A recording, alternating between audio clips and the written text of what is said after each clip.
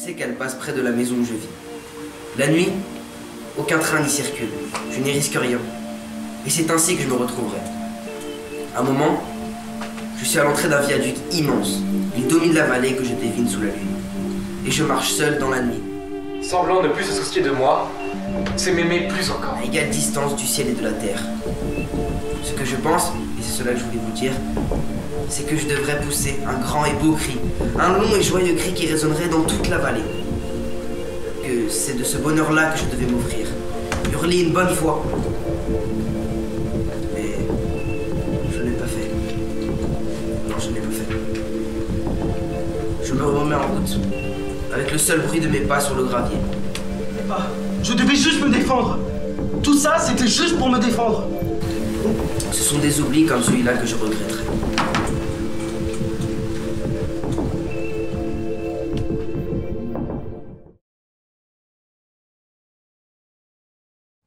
Ok. Juste la fin du monde, prologue et première partie, deuxième prise.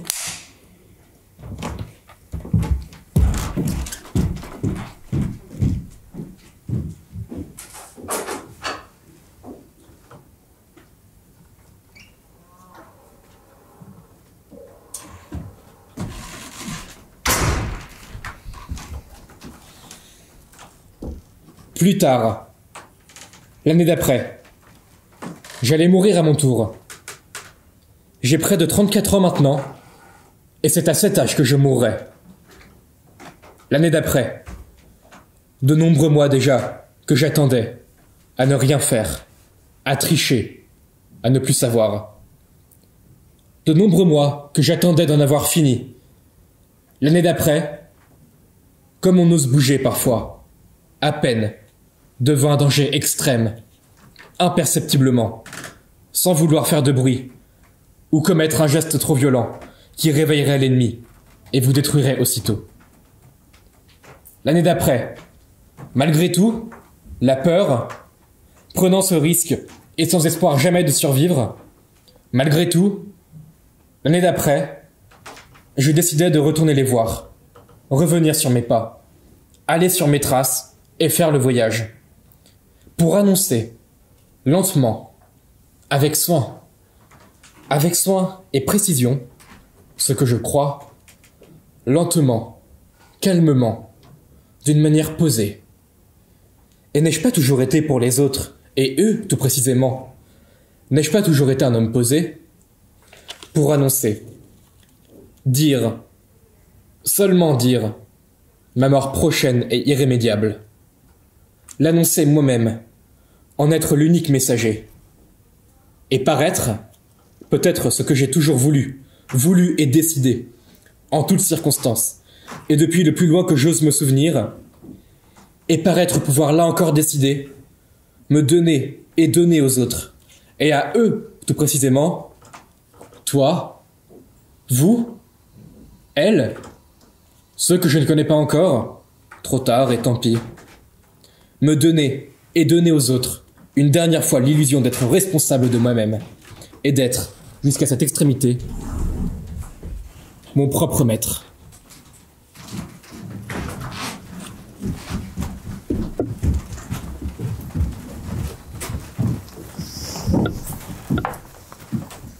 C'est Catherine. Elle est Catherine. Catherine, c'est Louis. Voilà Louis, Catherine. Suzanne, s'il te plaît, tu le laisses avancer. Laisse-le avancer. Elle est contente. On dirait un épagnol. Ne me dis pas ça. Ce que je viens d'entendre, c'est vrai? J'oubliais, ne me dites pas ça.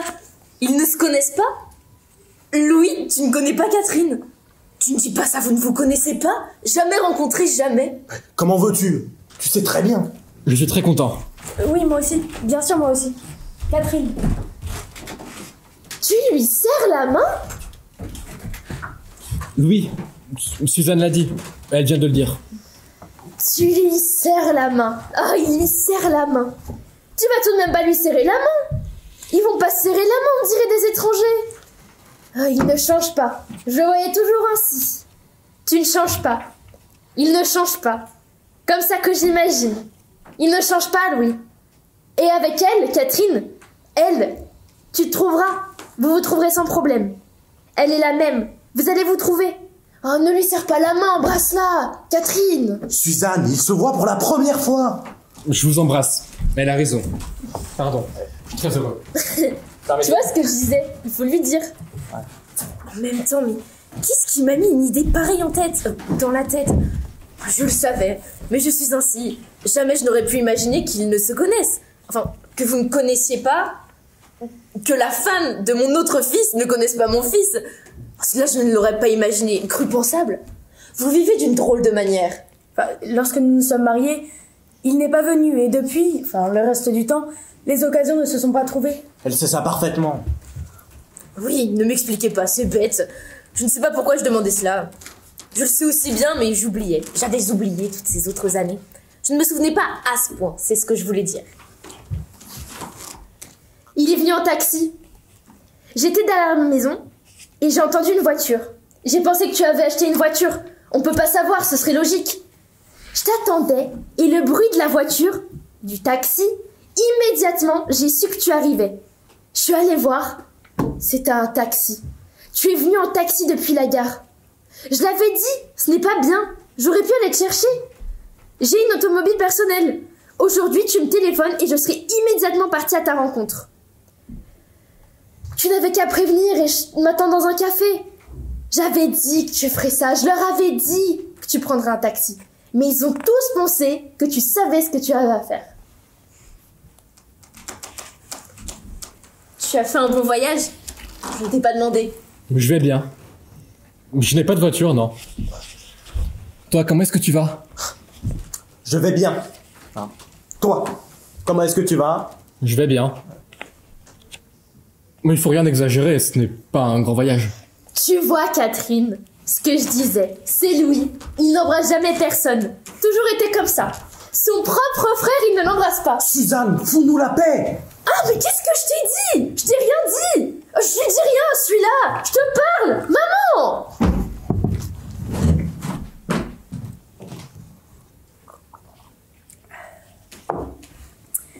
Ils sont chez leur autre grand-mère. Nous ne pouvions pas savoir que vous viendriez et les lui retirer à la dernière minute, elle n'aurait pas admis. Ils auraient été très heureux de vous voir. Cela, on n'en doute pas une seconde. Non? Et moi aussi, Antoine également. Nous aurions été heureux, évidemment, qu'ils vous connaissent enfin. Ils ne vous imaginent pas. La plus grande a 8 ans. On dit, mais je ne me rends pas compte, je ne suis pas la mieux placée en fait. Tout le monde dit ça. On dit, et ces choses-là ne me paraissent jamais très logiques, juste un peu, comment dire, pour amuser? Non? Je ne sais pas. On dit, mais je ne vais pas le contredire, qu'elle ressemble à Antoine. On dit qu'elle est exactement son portrait craché. La même personne. On dit toujours des choses comme ça. De tous les enfants, on le dit. Je ne sais pas. Pourquoi non? Le même caractère. Le même sale mauvais caractère. Ils sont les deux mêmes. Pareil et obstiné. Comme il est là aujourd'hui, elle sera plus tard. Vous nous aviez envoyé un mot. Vous m'avez envoyé un mot. Un petit mot. Et des fleurs. Ah, je me souviens. C'était une attention très gentille. Et j'en ai été touchée. Mais en effet, vous ne l'avez jamais vu. Ce n'est pas aujourd'hui. Tant pis, non. Ce ne sera pas aujourd'hui que cela changera. Je lui raconterai. Nous vous avons envoyé une photographie d'elle. Elle est toute petite, toute menue. C'est un bébé. C'est Lizzie aussi. Et sur la photographie, elle ne ressemble pas à Antoine. Pas du tout. Elle ne ressemble à personne. Quand on est si petit, on ne ressemble à rien. Je ne sais pas si vous l'avez reçue.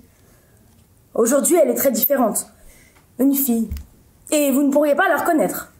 Elle a grandi et elle a des cheveux. C'est dommage.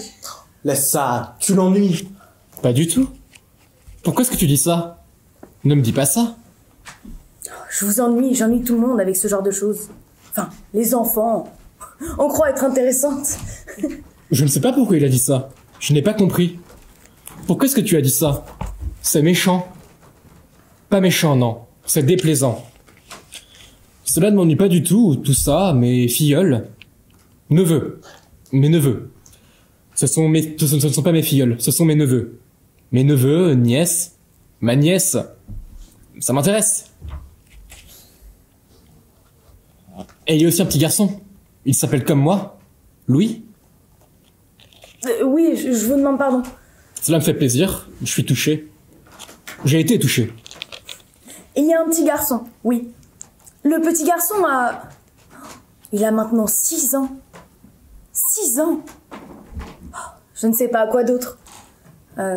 Ils ont 2 années de différence. Enfin, 2 années les séparent. Qu'est-ce que je pourrais ajouter?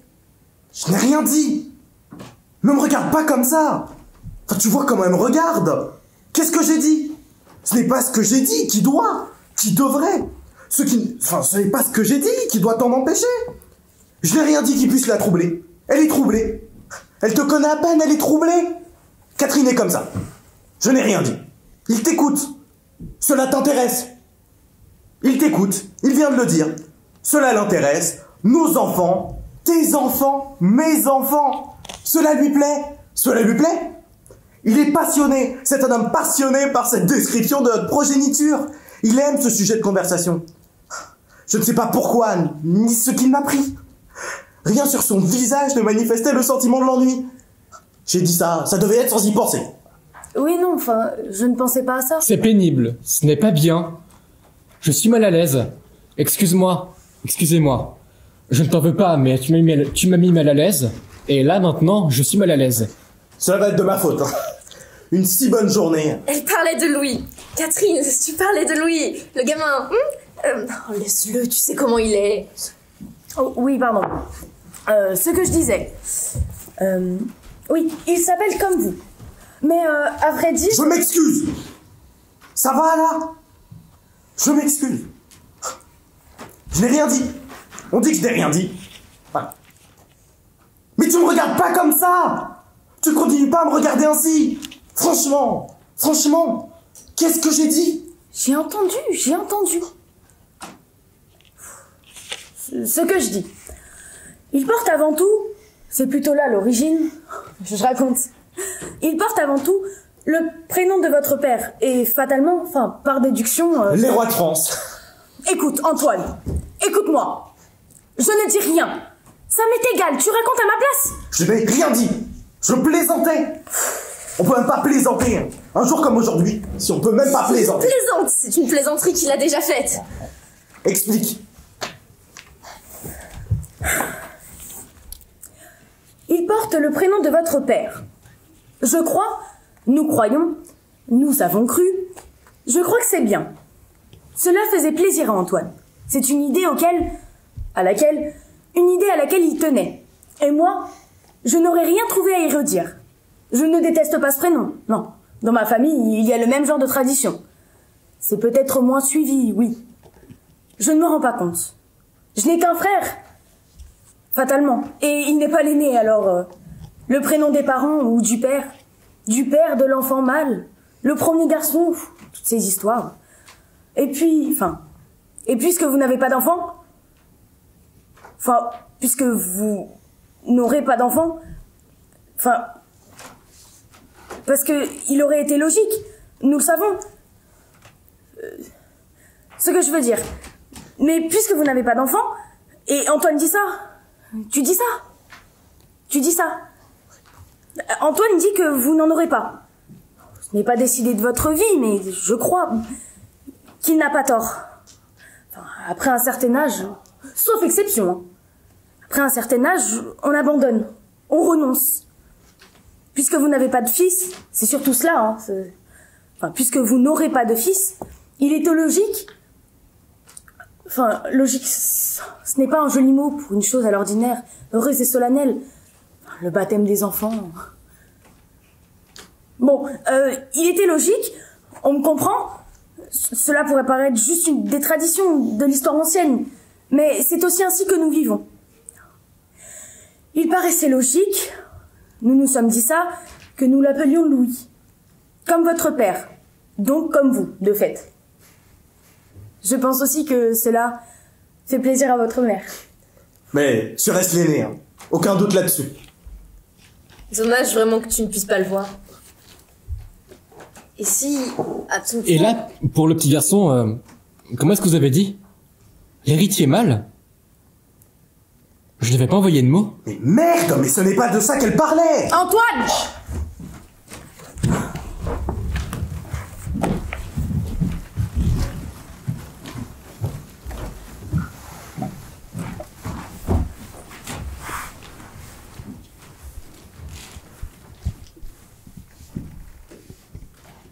Lorsque tu es parti, je me souviens pas de toi.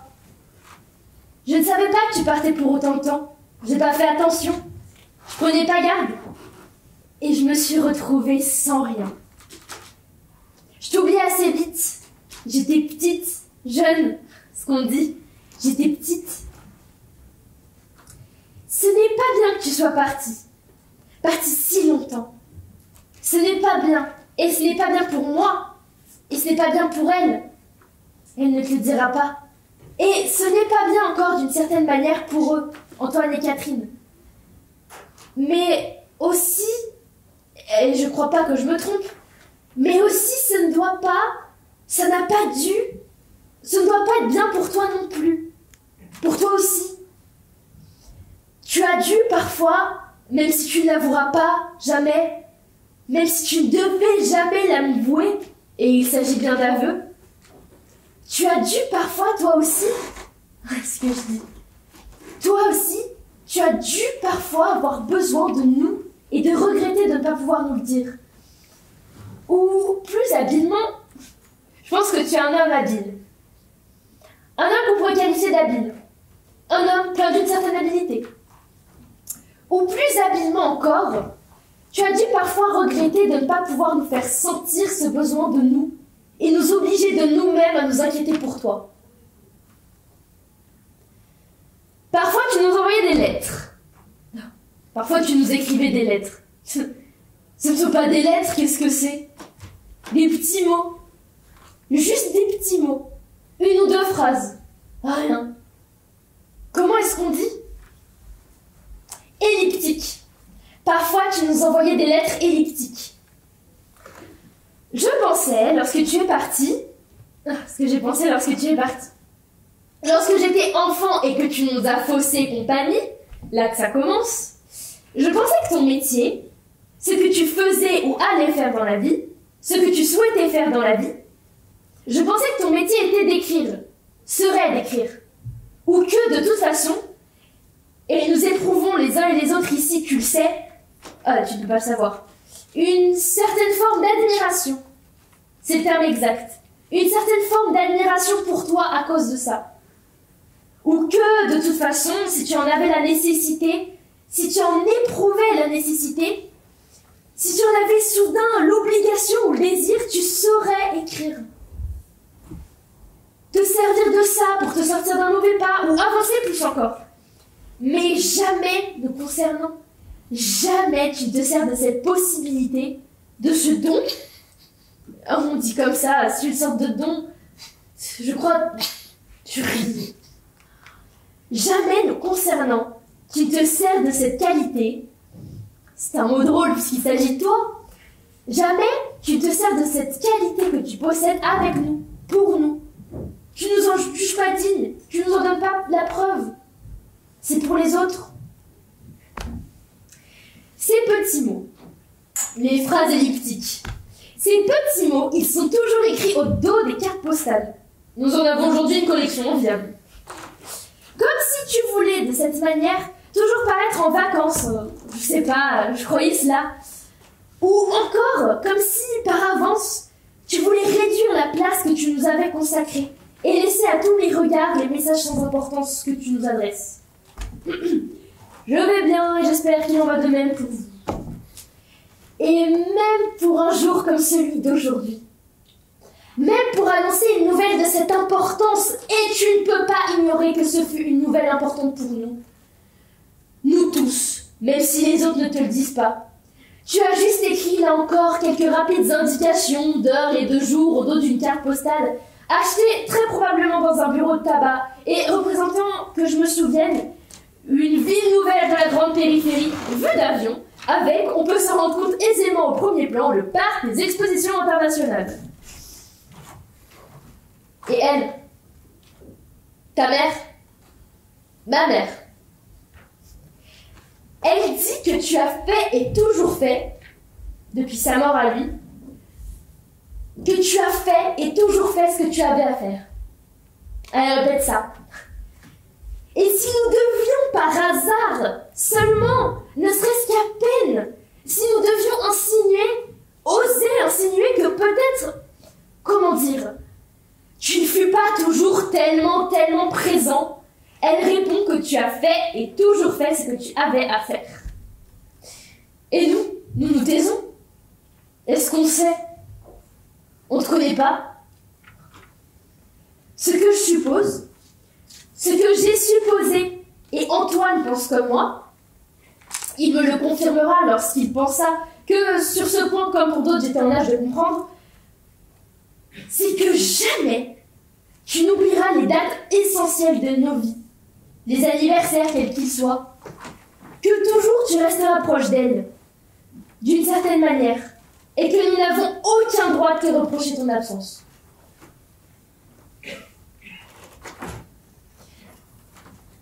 C'est étrange. Je voulais être heureuse et l'être avec toi. On se dit ça, on se prépare. Et je te fais des reproches. Et tu m'écoutes. Tu sembles m'écouter sans m'interrompre. J'habite toujours ici avec elle. Antoine et Catherine avec les enfants, je suis la marraine de Louis, ont une petite maison, pavillon. J'allais rectifier. Je sais pas pourquoi, tu dois aimer ce que je pense. Tu dois aimer ces légères nuances. Petite maison, bon, comme bien d'autres à quelques kilomètres de nous, par là, vers la piscine découverte au Minisport. Tu prends le bus 9, et ensuite le 62. Et ensuite tu dois marcher encore un peu. C'est bien. Ça ne me plaît pas. Je n'y vais jamais, mais c'est bien. Je sais pas pourquoi, je parle. Ça me donne presque envie de pleurer. Tout ça, Antoine qui habite près de la piscine. Non, c'est pas bien. C'est un quartier plutôt laid. Ils le reconstruisent, mais ça ne peut pas s'arranger. J'aime pas du tout l'endroit où ils habitent. C'est loin, j'aime pas. Ils étaient toujours ici, mais nous n'allons jamais là-bas. Oh, ces cartes postales, je pourrais mieux les choisir. Je sais pas, je les aurais collées au mur, je les aurais montrées aux autres filles. Non, je sais rien. J'habite toujours ici avec elle. Je voulais partir, mais c'est bien possible. Je sais pas comment l'expliquer, comment le dire, alors je le dis pas. Antoine pense que j'ai le temps. Il dit toujours des choses comme ça, tu verras. Tu t'en es peut-être déjà rendu compte. Il dit que je suis pas mal, et en effet, si on y réfléchit, et en effet j'y réfléchis. Oh, je ris, voilà, je me fais rire. En effet, je n'y suis pas mal. C'est pas ce que j'ai dit. Je pars pas, je reste. Je dis où j'ai toujours vécu, mais je suis pas mal. Peut-être. Est-ce qu'on peut deviner ces choses-là?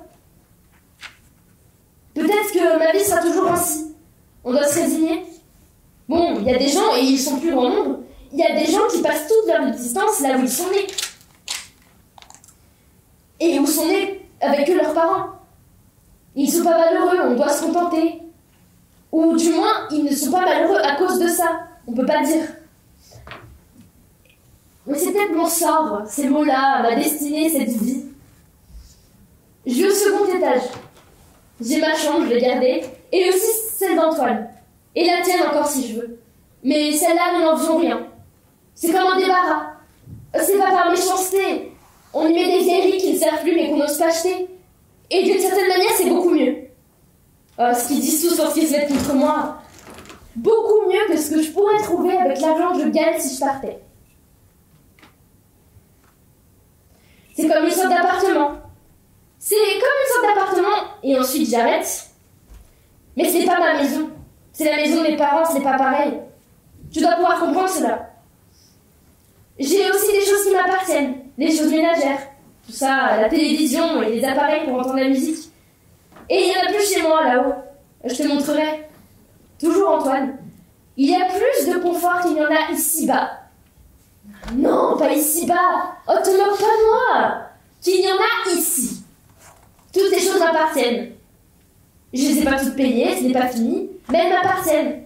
Et c'est à moi directement qu'on viendrait les reprendre si je ne les payais pas. Et quoi d'autre encore? Je parle trop, mais c'est pas vrai. Je parle beaucoup quand il y a quelqu'un, mais le reste du temps, non. Sur la durée, ça compense. Je suis proportionnellement plutôt silencieuse. Nous avons une voiture. Ce n'est pas seulement la mienne, mais elle n'a pas voulu apprendre à conduire. Elle dit qu'elle a peur, et je suis chauffeur. C'est bien pratique. Ça nous rend service et on n'a pas toujours obligé de demander aux autres. C'est tout.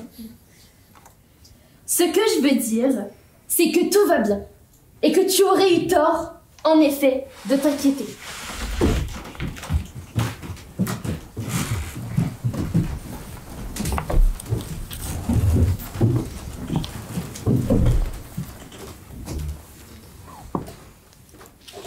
Le dimanche, Maman!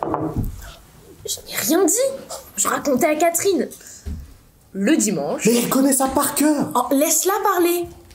Tu ne veux laisser parler personne, elle allait parler. Cela le gêne. On travaillait. Leur père travaillait, je travaillais. Et le dimanche... Je raconte, n'écoute pas. Le dimanche, parce que en semaine, les soirs sont courts. On devait se lever le lendemain. Les soirs de la semaine, ce n'était pas la même chose. Le dimanche, on allait se promener. Toujours et systématique. Où est-ce que tu vas? Qu'est-ce que tu fais? Nulle part. Je ne vais aller nulle part. Où est-ce que tu veux que j'aille? Je ne bouge pas. J'écoutais.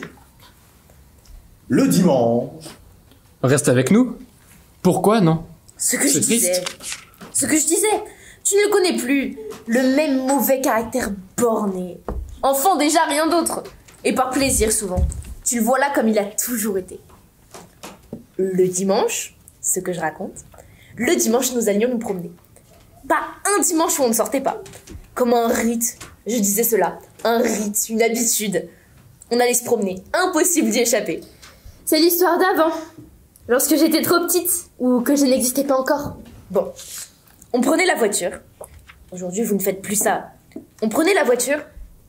Nous n'étions pas extrêmement riches, non. Mais nous avions une voiture.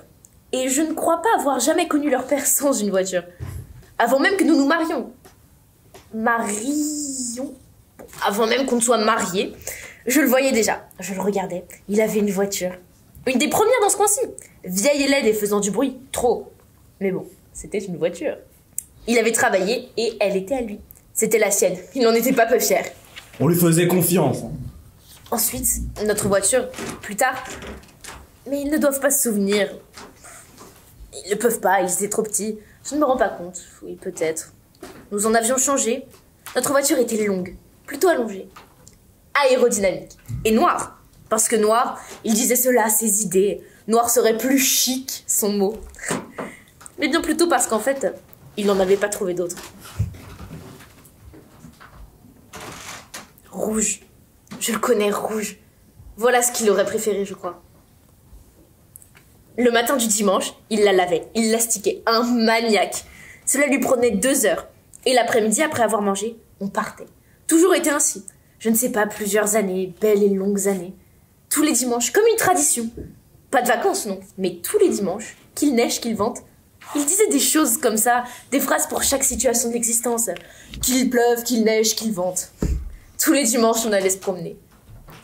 Quelquefois aussi, le premier dimanche de mai. Je ne sais plus pourquoi, une fête peut-être. Le premier dimanche, après le 8 mars, qui est la date de mon anniversaire, là. Et lorsque le 8 mars tombait un dimanche, bon. Et encore le premier dimanche des vacances d'été. On disait qu'on partait en vacances, on klaxonnait. Et le soir, en rentrant, on disait que tout compte fait, on était mieux à la maison. Des âneries. Et un peu aussi avant la rentrée des classes. L'inverse, là. Comme si on rentrait des vacances. Toujours les mêmes histoires. Quelquefois, ce que j'essaie de dire, nous allions au restaurant. Toujours les mêmes restaurants, pas très loin. Et les patrons nous connaissaient. Et on y mangeait toujours les mêmes choses. Les spécialités, les saisons. La friture de carpe ou des grenouilles à la crème. Ceux-là n'aiment pas ça. Après, ils eurent 13 et 14 ans. Suzanne était petite. Ils ne s'aimaient pas beaucoup. Ils se chamaillaient toujours. Ça mettait leur père en colère. Ce furent les dernières fois et puis plus rien n'était pareil. Je ne sais pas pourquoi je raconte ça. Je me tais.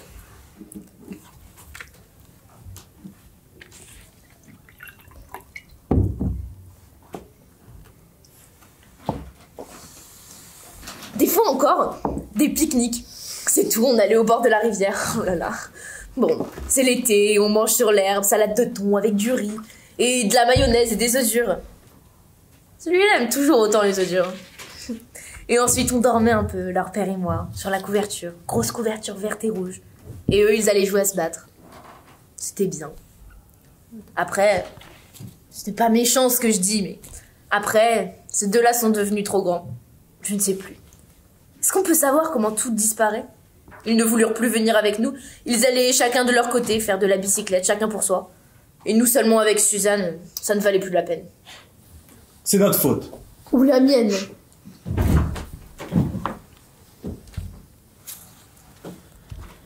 C'était il y a 10 jours à peine, peut-être. Où est-ce que j'étais? Ce devait être il y a 10 jours. Et c'est peut-être aussi pour cette unique et infime raison que je décidai de revenir ici. Je me suis levé. Et j'ai dit que je viendrais les voir. Rendre visite. Et ensuite, les jours suivants, malgré les excellentes raisons que je me suis données, je n'ai plus changé d'avis. Il y a 10 jours, j'étais dans mon lit et je me suis éveillé. Calmement. Paisible. Cela fait longtemps. Aujourd'hui, 1 an. Je l'ai dit au début. Cela fait longtemps que cela ne m'arrive plus. Et que je me retrouve toujours, chaque matin, avec juste en tête pour commencer. Commencer à nouveau. Juste en tête l'idée de ma propre mort à venir. Je me suis éveillé. Calmement. Paisible. Avec cette pensée étrange et claire, je ne sais pas si je pourrais bien la dire. Avec cette pensée étrange et claire, que mes parents,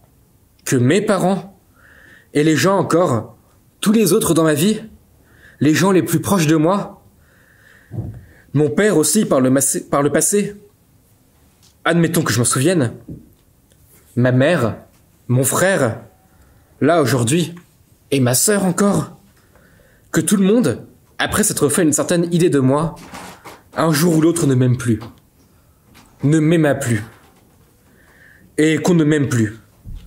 Ce que je veux dire, au bout du compte, comme par découragement, comme par lassitude de moi, qu'on m'abandonna toujours car je demande l'abandon.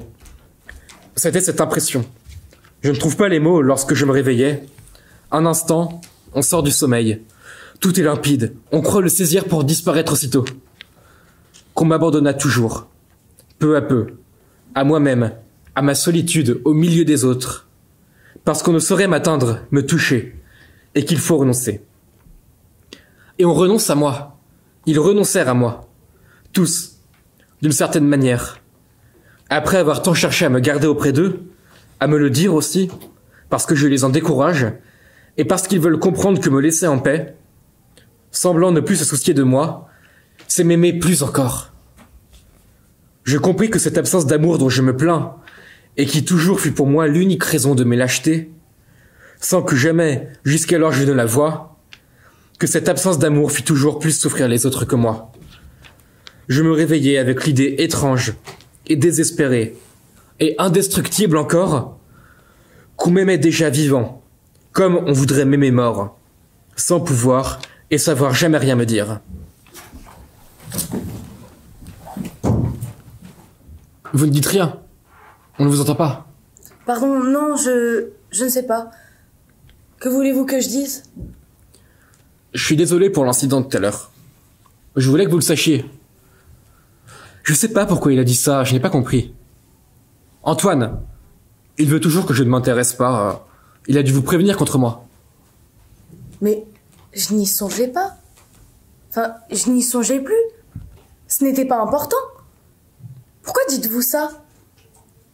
Il a dû me prévenir contre moi. Qu'il a dû me prévenir contre vous.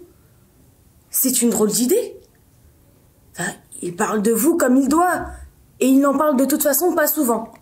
Enfin, presque jamais. Je ne crois pas qu'il parle de vous, et jamais en ces termes. Rien entendu de tel. Vous vous trompez. Il croit, je crois cela, il croit que vous ne voulez rien savoir de lui. C'est ça. Que vous ne voulez rien savoir de sa vie. Que sa vie, ce n'est rien pour vous. Moi, les enfants, tout ça, son métier, le métier qu'il fait. Enfin, vous connaissez son métier. Enfin, vous savez ce qu'il fait dans la vie. On ne dit pas vraiment un métier. Vous avez un métier. Un métier, c'est ce qu'on a appris. Ce pourquoi on s'est préparé. Je ne me trompe pas. Vous connaissez sa situation. Elle n'est pas mauvaise. Elle pourrait être plus mauvaise. Elle n'est pas mauvaise du tout. Sa situation, vous ne la connaissez pas? Est-ce que vous connaissez son travail? Enfin, ce qu'il fait? Ce n'est pas un reproche, hein. Ça m'ennuierait que vous le preniez ainsi. Si vous le prenez ainsi, ce n'est pas bien. Et vous avez tort. Ce n'est pas un reproche. Moi-même, ce que je peux dire, moi-même, je ne saurais exactement, avec exactitude, je ne saurais vous dire son rôle. Il travaille dans une petite usine d'outillage, par là. On dit comme ça, une petite usine d'outillage. Je sais où c'est. Parfois, je vais l'attendre. Maintenant, presque plus, mais avant, j'allais l'attendre. Il construit des outils. J'imagine. Enfin, c'est logique. Je suppose. Qu'est-ce que je raconte? Il doit construire des outils. Mais je ne saurais pas non plus expliquer toutes les petites opérations qu'il accumule chaque jour. Et je ne saurais pas vous reprocher de ne pas savoir non plus. Non. Mais lui, il peut en déduire. Enfin, il en déduit certainement. Que sa vie ne vous intéresse pas. Ou si vous préférez, je ne voudrais pas avoir l'air de vous faire un mauvais procès, il croit probablement, je pense qu'il est ainsi, et vous devez vous en souvenir, il ne devait pas être différent plus jeune. Il croit probablement que ce qu'il fait n'est pas intéressant ou susceptible, le mot exact, ou susceptible de vous intéresser. Et ce n'est pas être méchante. Méchante peut-être. Et ce n'est pas être méchante, oui. Que de penser qu'il n'a pas totalement tort. Vous ne croyez pas? Ou je me trompe? Je suis en train de me tromper? Ce n'est pas être méchant, en effet. C'est plus juste. Je souhaite, quant à moi, ce que je souhaitais, je serais heureux de pouvoir... Ne me dites rien. Je vous interromps. Il est bien préférable que vous ne me disiez rien. Et que vous lui disiez à lui ce que vous avez à lui dire. Je pense que c'est mieux. Et vous n'y verrez pas d'inconvénient. Moi, je ne compte pas. Je ne rapporterai rien. Je suis ainsi. Ce n'est pas mon rôle. Ou pas comme ça, du moins. Que je l'imagine. Vous voici à votre tour. Comment est-ce que vous avez dit? Prévenu contre moi. Je n'ai rien à dire ou à ne pas dire. Je ne vois pas. Très bien. Parfait alors. À plus forte raison. Revenez. Catherine? Cette fille-là, on ne la croit pas la première fois où on la regarde. On la suppose fragile et démunie, tuberculeuse ou orpheline depuis 5 générations. Mais on se trompe, il ne faut pas s'y fier. Elle sait choisir et décider. Elle est simple, claire, précise, elle énonce bien. Toujours comme ça, toi, Suzanne? Moi? Oui, comme ça. Donnant ton avis. Non. À vrai dire, de moins en moins. Aujourd'hui un peu, mais presque plus. Derrière cela, avant ton honneur, juste pour te donner des regrets. Oui? Pardon? Quoi? Ah. En général, à l'ordinaire, Antoine, à ce moment-là, Antoine lui dit « Ta gueule, Suzanne !» Excuse-moi, je ne savais pas. Ta gueule, Suzanne!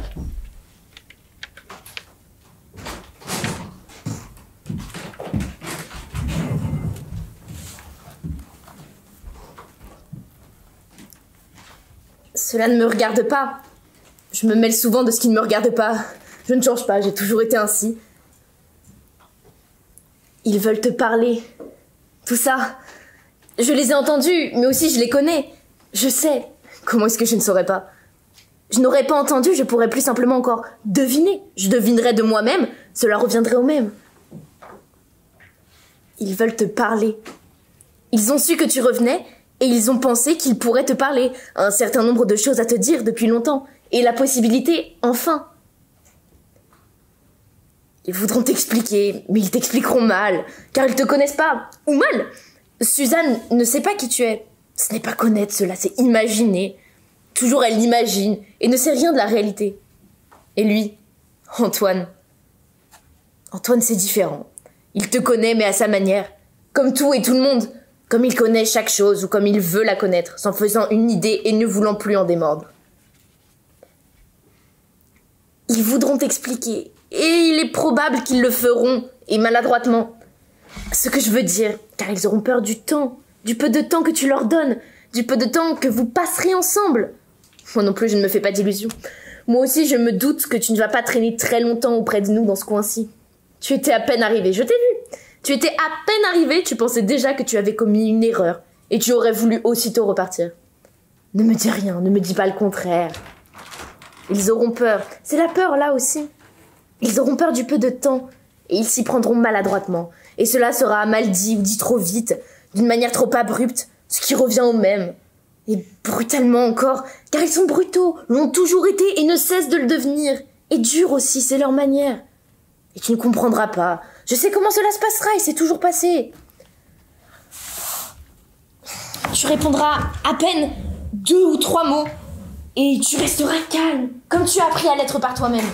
Ce n'est pas moi ou ton père encore moins. Ce n'est pas nous qui t'avons appris cette façon si habile et détestable d'être paisible en toutes circonstances. Je ne m'en souviens pas ou je ne suis pas responsable. Tu répondras à peine 2 ou 3 mots. Ou tu souriras. La même chose. Tu leur souriras. Et ils ne se souviendront plus tard. Ensuite, par la suite, le soir en s'endormant. Ils ne se souviendront que de ce sourire. C'est la seule réponse qu'ils voudront garder de toi. Et c'est ce sourire qu'ils ressasseront et ressasseront encore. Rien ne sera changé, bien au contraire. Et ce sourire aura aggravé les choses entre vous. Ce sera comme la trace du mépris, la pire des plaies. Elle, Suzanne, sera triste à cause de ces 2 ou 3 mots. À cause de ces juste 2 ou 3 mots jetés en pâture. Ou à cause de ce sourire que j'ai dit. Et à cause de ce sourire, ou de ces juste 2 ou 3 mots, Antoine sera plus dur encore. Et plus brutal lorsqu'il devra parler de toi. Ou silencieux et refusant d'ouvrir la bouche. Ce qui sera plus mal encore.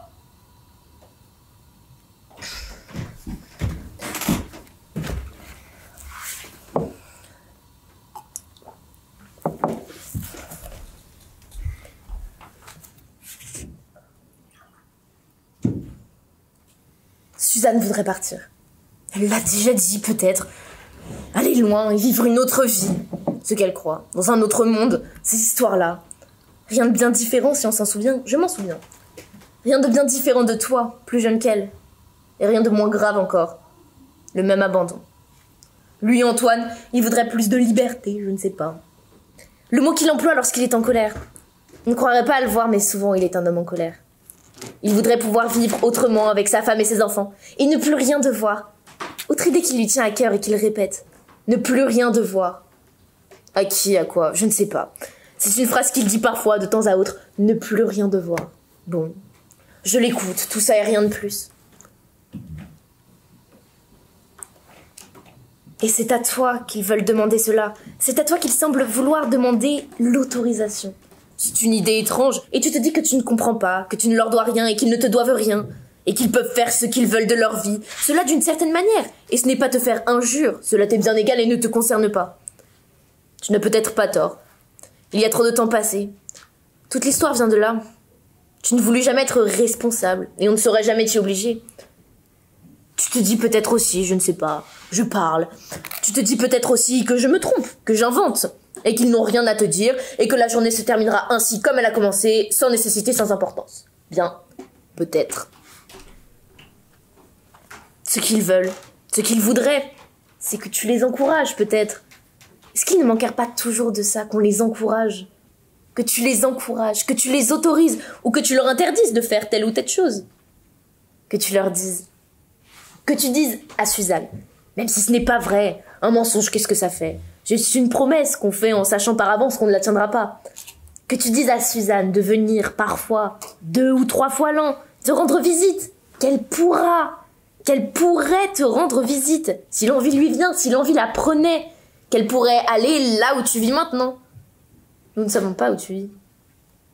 Enfin, qu'elle peut bouger et partir et revenir encore et que tu t'y intéresses. Non que tu parais t'y intéresser, mais que tu t'y intéresses, que tu t'en soucies. Que tu lui donnes à lui, Antoine, le sentiment qu'il n'est plus responsable de nous, d'elle ou de moi. Il ne l'a jamais été. Je sais cela mieux que quiconque, mais il a toujours cru qu'il l'était. Il a toujours voulu le croire, et c'était toujours ainsi. Toutes ces années, il se voulait responsable de moi, et responsable de Suzanne. Et rien ne lui semble autant un devoir dans sa vie. Et une douleur aussi, et une sorte de crime pour voler un rôle qui n'est pas le sien. Que tu lui donnes le sentiment, l'illusion, que tu lui donnes l'illusion qu'il pourrait, à son tour, à son heure, m'abandonner, commettre une lâcheté comme celle-là. À ses yeux, j'en suis sûre, c'en est une. Qu'il aurait le droit, qu'il en est capable. Il ne le fera pas, il se construira d'autres embûches ou il se l'interdira pour des raisons plus secrètes encore. Mais il aimerait tellement l'imaginer. Oser l'imaginer. C'est un garçon qui imagine si peu. Cela me fait souffrir.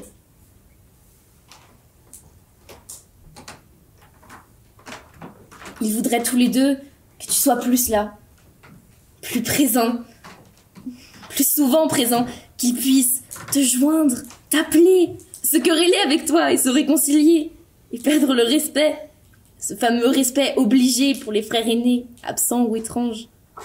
Tu serais un peu responsable, et ils deviendraient à leur tour, ils en auraient le droit et pourraient en abuser. Ils deviendraient à leur tour, enfin, des tricheurs à part entière.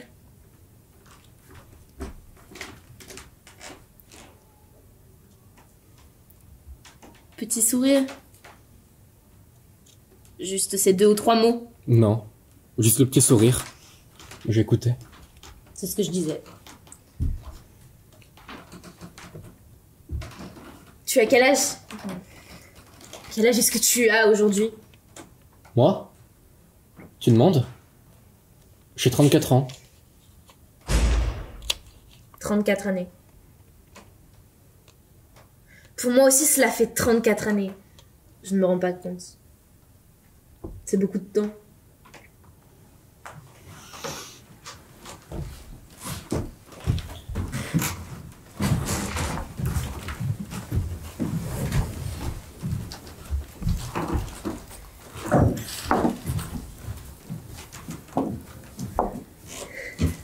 C'est l'après-midi. Toujours été ainsi. Le repas dure plus longtemps. On n'a rien à faire. On étend ses jambes. Vous voulez encore un peu de café? Oh, tu vas le voyer toute ta vie? Ils vont se voyer toujours? Suzanne, ils font comme ils veulent. Oh, mais merde-toi à la fin! Je te cause pas! Je ne te parle pas! Ce n'est pas à toi que je parle! Il a fini de s'occuper de moi comme ça, tout le temps? Tu ne peux pas t'occuper de moi tout le temps, en fait! Je ne te demande rien! Qu'est-ce que j'ai dit? Mais comment est-ce que tu me parles? Mais tu me parles pas comme ça! Jamais je t'ai entendu, hein. Elle veut avoir l'air. C'est parce que tu es là. C'est parce que tu es là, lui, hein. Ouais, tu es là et elle veut avoir l'air. Mais qu'est-ce que ça a à voir avec Louis? Qu'est-ce que tu racontes? Ce n'est pas parce que Louis est là. Qu'est-ce que tu dis? Merde, merde et merde à la fin. Compris? Entendu? Saisi? Et bras d'honneur si nécessaire, voilà. Bras d'honneur. Suzanne, mais ne la laisse pas partir. Qu'est-ce que c'est que ces histoires? Tu devrais la rattraper. Elle reviendra. Je veux bien un peu de café, s'il vous plaît. Oui, je veux bien un peu de café, hein. Je veux bien. Antoine! Quoi? Tu te payais ma tête. Tu essayais. Tous les mêmes. Vous êtes tous les mêmes. Suzanne! Antoine! Ils reviendront. Ils reviennent toujours.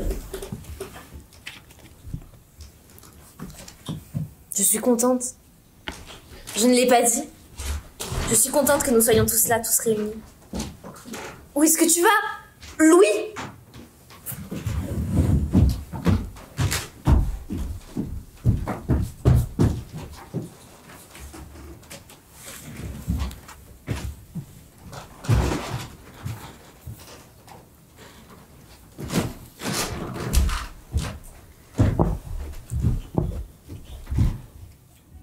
Au début, ce que l'on croit J'ai cru cela. C'est qu'on croit toujours, je l'imagine. C'est rassurant. C'est pour avoir moins peur. On se répète à soi-même cette solution, comme aux enfants qu'on endort. C'est qu'on croit un instant, on l'espère, c'est que le reste du monde disparaîtra avec soi. Que le reste du monde pourrait disparaître avec soi. S'éteindre, s'engloutir, et ne plus me survivre. Tous partir avec moi et m'accompagner, et ne plus jamais revenir. Que je les emporte et que je ne sois pas seul. Ensuite, mais c'est plus tard, l'ironie est revenue. Elle me rassure et me conduit à nouveau. Ensuite on songe, je songeais, on songe à voir les autres, le reste du monde, après la mort.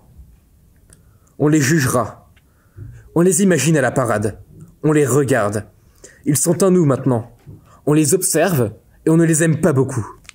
On les devine par avance. On s'amuse, je m'amusais. On les organise, on fait et refait l'ordre de leur vie. On se voit aussi allongés, les regardant des nuages. Je ne sais pas, comme dans les livres d'enfants. C'est une idée que j'ai. Que feront-ils de moi lorsque je ne serai plus là? On voudrait commander, régir, profiter médiocrement de leur désarroi et les mener encore un peu? On voudrait les entendre? Je ne les entends pas. Leur faire dire des bêtises définitives et savoir enfin ce qu'ils pensent. On pleure. On est bien. Je suis bien. Parfois, c'est comme un sursaut. Parfois, je m'agrippe encore. Je deviens haineux et enragé. Je fais les comptes. Je me souviens. Je mords. Il m'arrive de mordre. Ce que j'avais pardonné, je le reprends. Un noyé qui tuerait ces sauveteurs. Je leur plonge la tête dans la rivière. Je vous détruis sans regret et avec férocité. Je dis du mal. Je suis dans mon lit. C'est la nuit, et parce que j'ai peur, je ne saurais m'endormir. Je vomis la haine. Elle m'apaise et m'épuise. Et cet épuisement me laissera disparaître enfin. Demain, je suis calme à nouveau, lent et pâle. Je vous tue les uns après les autres. Vous ne le savez pas. Et je suis l'unique survivant. Je mourrai le dernier. Je suis un meurtrier et les meurtriers ne meurent pas. Il faudra m'abattre. Je pense du mal. Je n'aime personne. Je ne vous ai jamais aimé. C'était des mensonges. Je n'aime personne et je suis solitaire. Et solitaire, je ne risque rien. Je décide de tout. La mort aussi. Elle est ma décision. Et mourir vous abîme. Et c'est vous abîmer que je veux. Je meurs par dépit. Je meurs par méchanceté et mesquinerie. Je me sacrifie. Vous souffrirez plus longtemps et plus durement que moi. Et je vous verrai, je vous devine, je vous regarderai. Et je rirai de vous et haïrai vos douleurs. Pourquoi la mort devrait-elle me rendre bon? C'est une idée de vivant inquiet de mes possibles égarements. Mauvais et médiocre, je n'ai plus que de minuscules craintes et infimes soucis. Rien de pire. Que ferez-vous de moi et de toutes ces choses qui m'appartenaient? Ce n'est pas beau, mais ne pas être beau me laissera moins regrettable. Plus tard encore, c'est il y a quelques mois, je me suis enfui. Je visite le monde, je veux devenir voyageur, errer, tous les agonisants ces prétentions, se fracasser la tête dans les vitres de la chambre, donner de grands coups d'aile imbéciles, errer perdu déjà, et croire disparaître, courir devant la mort, prétendre la semer, qu'elle ne puisse jamais m'atteindre, ou qu'elle ne sache jamais où me retrouver. Là où j'étais et fus toujours, je ne serai plus. Je serai loin, caché dans les grands espaces, dans un trou, à me mentir et ricaner. Je visite. J'aime être dilettante. Un jeune homme faussement fragile, qui s'étiole et prend des pauses. Je suis un étranger. Je me protège. J'ai les mines de circonstance. Il aurait fallu me voir, avec mon secret, dans la salle d'attente des aéroports. J'étais convaincant. La mort prochaine et moi, nous faisons nos adieux. Nous nous promenons. Nous marchons la nuit dans les rues désertes, légèrement embrumées, et nous nous plaisons beaucoup. Nous sommes élégants et désinvoltes. Nous sommes assez joliment mystérieux. Nous ne laissons rien deviner. Et les réceptionnistes, la nuit, éprouvent du respect pour nous. Nous pourrions les séduire. Je ne faisais rien. Je faisais semblant. J'éprouvais la nostalgie. Je découvre des pays, je les aime littéraires, je lis des livres, je revois quelques souvenirs. Je fais parfois de longs détours pour juste recommencer. Et d'autres jours, sans que je sache ou comprenne, il m'arrivait de vouloir tout éviter et ne plus reconnaître. Je ne crois en rien. Mais lorsqu'un soir, sur le quai de la gare, c'est une image assez convenue, dans une chambre d'hôtel, celui-là, hôtel d'Angleterre, Neuchâtel, Suisse, ou un autre, hôtel du roi de Sicile, cela m'est bien égal. Ou dans la seconde salle à manger d'un restaurant plein de joyeux fêtards, où je dînais seul et dans l'indifférence, et le bruit, on vint doucement me tapoter sur l'épaule, en me disant, avec un gentil sourire triste de gamin égaré, « À quoi bon ?» À quoi bon ?» Rabatteur de la mort, elle m'avait enfin retrouvé, sans m'avoir cherché. À quoi bon me ramena à la maison, m'y renvoya, m'encourageant à revenir de mes dérisoires et vaines escapades, et m'ordonnant désormais de cesser de jouer. Il est temps. Je traverse à nouveau le paysage en sens inverse. Chaque lieu, même le plus laid ou le plus idiot, je veux noter que je le vois pour la dernière fois. Je prétends le retenir. Je reviens et j'attends. Je me tiendrai tranquille maintenant, je promets. Je ne ferai plus d'histoire. Digne et silencieux, ces mots qu'on emploie. Je perds. J'ai perdu. Je range, je mets de l'ordre. Je viens ici rendre visite. Je laisse les choses en l'état. J'essaie de terminer, de tirer des conclusions, d'être paisible. Je ne gesticule plus et j'émets des sentences symboliques, pleines de sous-entendus gratifiants. Je me complais.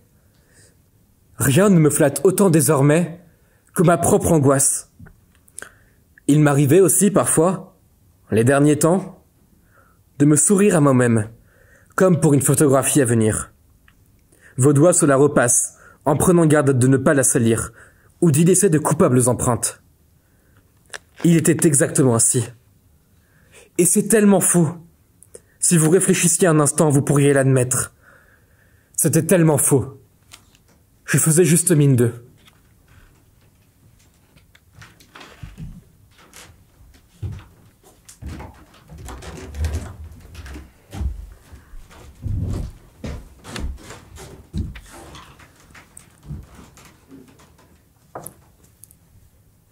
Je ne suis pas arrivé ce matin.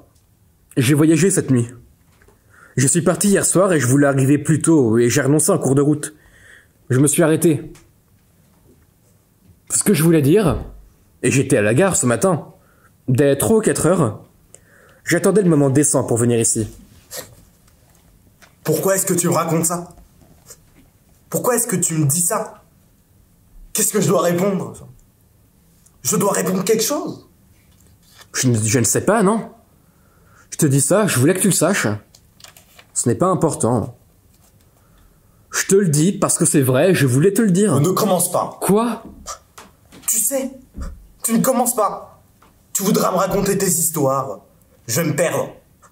Je te vois bien assez. Tu vas me raconter tes histoires. Tu étais à la gare. Tu attendais. Et peu à peu, tu vas me noyer. Bon. Tu as voyagé cette nuit? C'était bien? Comment est-ce que c'était? Non, je disais cela, c'est sans importance. Oui, c'était bien. Je ne sais pas, un voyage assez banal. Vous semblez toujours croire que j'habite à des milliers, centaines, milliers de kilomètres. J'ai voyagé, c'est tout. Je ne dis rien si tu ne veux rien dire. Ce n'est pas le problème. Je n'ai rien dit. Je t'écoute. Tout de suite, aussitôt, je ne t'empêchais pas. Oui. La gare. Non, rien d'essentiel. Je disais cela, je pensais que peut-être tu aurais été heureux. Bon, pas heureux, content. Je pensais que tu aurais pu être content que je te le dise, ou de le savoir. Heureux de le savoir. J'étais au buffet de la gare. Je ne sais pas à quelle heure je suis arrivé. Vers 4 heures peut-être. J'étais au buffet et j'attendais. J'étais là. Je n'allais pas venir directement ici. Manquer si longtemps et débarquer ainsi à l'improviste, non, elles auraient pu avoir peur. Ou encore elles ne m'auraient pas ouvert. J'imagine assez Suzanne là, comme je la vois, je la découvre, j'imagine assez Suzanne me recevoir avec une carabine. Non, j'attendais et je me suis dit... J'y pensais. Et c'est pour ça que j'en ai parlé. Ce sont des idées qui traversent la tête et on se dit plus tard qu'on devra les répéter. Des recommandations qu'on se fait. Je me suis fait la recommandation de te le dire plus tard, lorsque je te verrai, et aussi, oui, de ne le dire qu'à toi surtout. C'est bien le but. Leur cacher car elle pourrait être fâchée. Je me suis dit que je te dirais que j'étais arrivé beaucoup plus tôt et que j'avais traîné un peu. C'est cela. C'est exactement cela. Ce que je disais. Les histoires, et après on se noie. Et moi, il faut que je t'écoute. Et je ne saurai jamais ce qui est vrai et ce qui est faux. La part du mensonge. Tu es comme ça. S'il y a bien une chose... Non. Ce n'est pas la seule. S'il y a bien une chose que j'ai pas oubliée en songeant à toi, c'est tout cela. Ces histoires pour rien. Des histoires... Je ne comprends rien. Tu ne disais rien. Tu buvais ton café. Tu devais boire un café. Et tu avais mal au ventre parce que tu ne fumes pas. Et que dans ce genre d'endroit, comme celui-là, tôt le matin, je le sais mieux que toi, les endroits comme celui-là puent la fumée et donnent envie de dégueuler. Avec la fumée qui redescend dessus et qui te donne mal à la tête et aux yeux. Tu lisais le journal. Tu dois être devenu ce genre d'homme qui lise les journaux. Des journaux que je ne lis jamais. Parfois, assis en face de moi, je vois des hommes qui lisent des journaux. Et je pense à toi, et je me dis, voilà les journaux que doit lire mon frère. Il doit ressembler à ces hommes-là. Et j'essaie de lire à l'envers, et puis aussitôt, j'abandonne. Et je m'en fiche. Je fais comme je veux. Tu essayais de lire le journal. Parce que le dimanche matin, au buffet de la gare, tu vois tous les gosses qui sont allés faire la fête. Et ils font du bruit, ils continuent à s'amuser. Et toi, dans ton coin, tu peux même pas lire, te concentrer sur la lecture. Et la fumée de la cigarette te donne juste envie de repartir. C'est à cela que tu penses. Point. Tu regrettais. Tu regrettes d'avoir fait ce voyage-là. Tu regrettes pas. Tu sais même pas pourquoi t'es venu. Tu n'en connais pas la raison. Moi non plus. Je sais pas pourquoi tu es venu. Et personne ne comprend. Tu veux qu'on ne sache pas. Parce que si nous le savions, si je le savais, les choses seraient beaucoup plus faciles et moins longues. Et tu serais déjà débarrassé de cette corvée. Tu es venu parce que tu l'as décidé. Cela t'a pris un jour. L'idée, juste l'idée. Comment est-ce que tu as dit? Une recommandation que tu t'es faite? Merde! Ou encore depuis de nombreuses années. Est-ce que je sais? Comment est-ce que je pourrais savoir? Peut-être depuis le premier jour. À peine parti, dans le train, ou dès le lendemain, aussitôt. Toujours été comme ça. À regretter tout et son contraire. Depuis de nombreuses années maintenant. Tu disais que tu cessais de te répéter. Tu disais que tu devais bien un jour revenir nous rendre visite. Nous voir. Nous revoir. Et là, subitement, tu t'es décidé, je ne sais pas. Tu crois que c'est important pour moi? Mais tu te trompes. C'est pas important pour moi. Cela ne peut l'être. Tu ne disais rien. Je sais. Je te vois. Tu ne disais rien. Tu ne pensais pas que tu me dirais quelque chose. Que tu me dirais quoi que ce soit. Ce sont des sottises que tu inventes. C'est là, à l'instant. Tu m'as vu et tu as inventé tout ça pour me parler. Tu ne te disais rien parce que tu me connais pas. Tu crois me connaître, mais tu me connais pas. Tu me connaîtrais parce que je suis ton frère, mais ce sont des sottises. Tu me connais plus. Il y a bien longtemps que tu me connais plus. Tu sais pas qui je suis. Tu ne l'as jamais su. Ce n'est pas ta faute. Ce n'est pas de la mienne non plus. Moi non plus. Je te connais pas. Mais moi je prétends rien. On se connaît pas. Et on ne s'imagine pas qu'on dirait une telle chose à quelqu'un qu'on ne connaît pas. Ce qu'on veut dire à quelqu'un qu'on imagine. On l'imagine aussi. Des histoires et rien d'autre. Ce que tu veux. Ce que tu voulais. Tu m'as vu et tu ne sais pas comment m'attraper. Comment me prendre. Vous dites toujours ça. On ne sait pas comment le prendre. Et aussi, je vous entends. Il faut savoir le prendre. Comme on dit d'un homme méchant et brutal. Tu voulais m'attraper. Tu m'as jeté. Ça. Tu entames la conversation. Tu sais bien faire. Hein. C'est une technique pour tuer et noyer les animaux. Mais moi, je veux pas. J'ai pas envie. Pourquoi tu es là?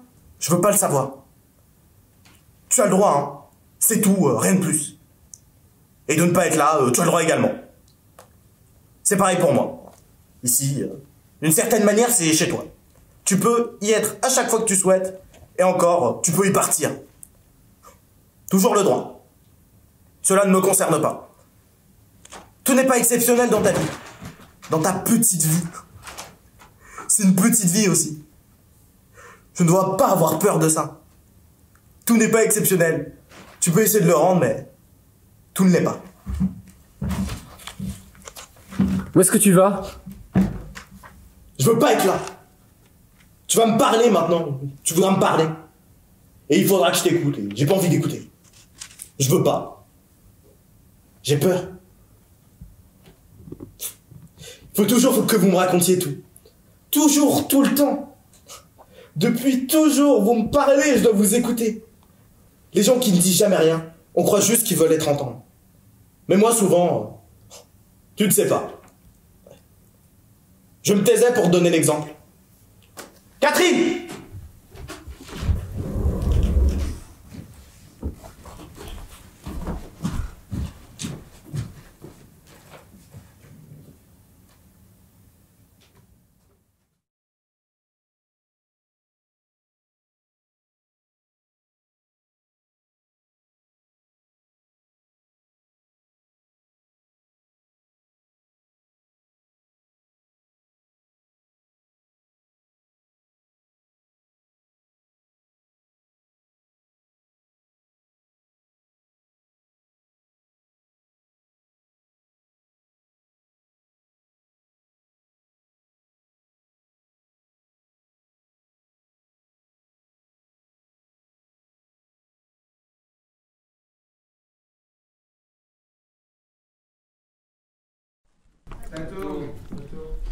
Ok, voilà. Juste la fin du monde, Internet, scène 1, première.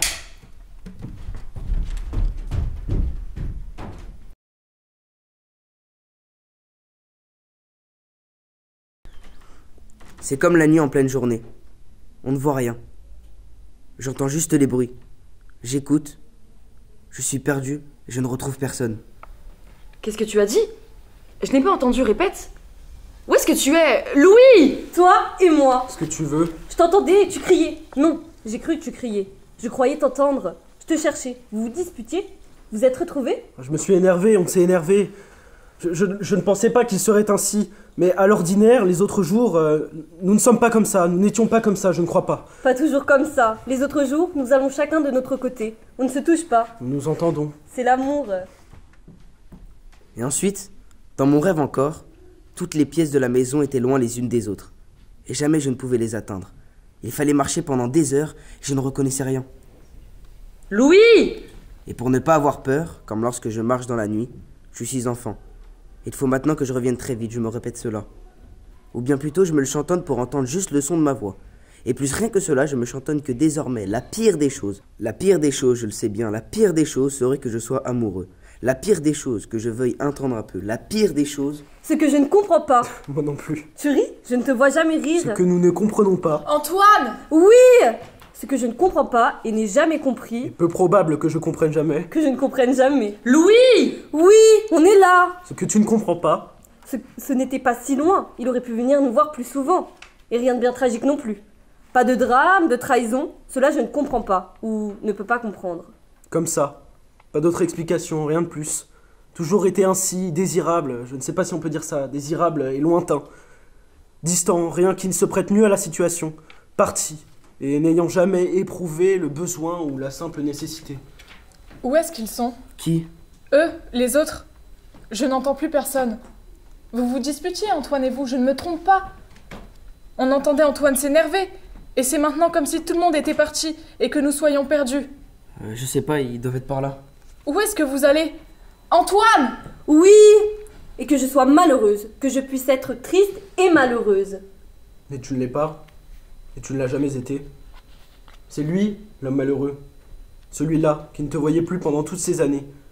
Tu crois aujourd'hui que tu étais malheureuse, mais vous êtes semblables. Lui et toi, et moi aussi. Je suis comme vous. Tu as seulement décidé que tu l'étais, que tu devais l'être, et tu as voulu le croire. Tu voulais être malheureuse parce qu'il était loin, mais ce n'est pas la raison, ce n'est pas une bonne raison. Tu ne peux le rendre responsable, pas une raison du tout. C'est juste un arrangement. Je vous cherchais. Je n'ai pas bougé, je ne vous avais pas entendu. C'était Louis, j'écoutais. C'était Louis? Il est parti par là. Louis! Oui, on est là! Pourquoi est-ce que tu ne réponds jamais quand on t'appelle? Elle t'a appelé, Catherine t'a appelé, et parfois, nous aussi nous t'appelons. Mais tu ne réponds jamais. Et alors, il faut te chercher. On doit te chercher. Et vous me retrouvez toujours, jamais perdu bien loin. Vous n'avez pas le souvenir que vous m'ayez jamais, au bout du compte, que vous m'ayez jamais définitivement perdu. Juste là, tout près, on peut me mettre la main dessus. Tu peux essayer de me rendre plus triste encore, ou mauvaise. Ce qui revient au même. Cela ne marche pas. Toi aussi, tu as tes petits arrangements. Je les connais. Tu crois que je ne les connais pas? Ce que je disais, retrouver. Quoi? Je n'ai pas compris. C'est malin ce que tu as dit. Qu'est-ce que tu as dit? Ta gueule, Suzanne! Louis, tu ne m'entendais pas? J'appelais. J'étais là, qu'est-ce qu'il y a?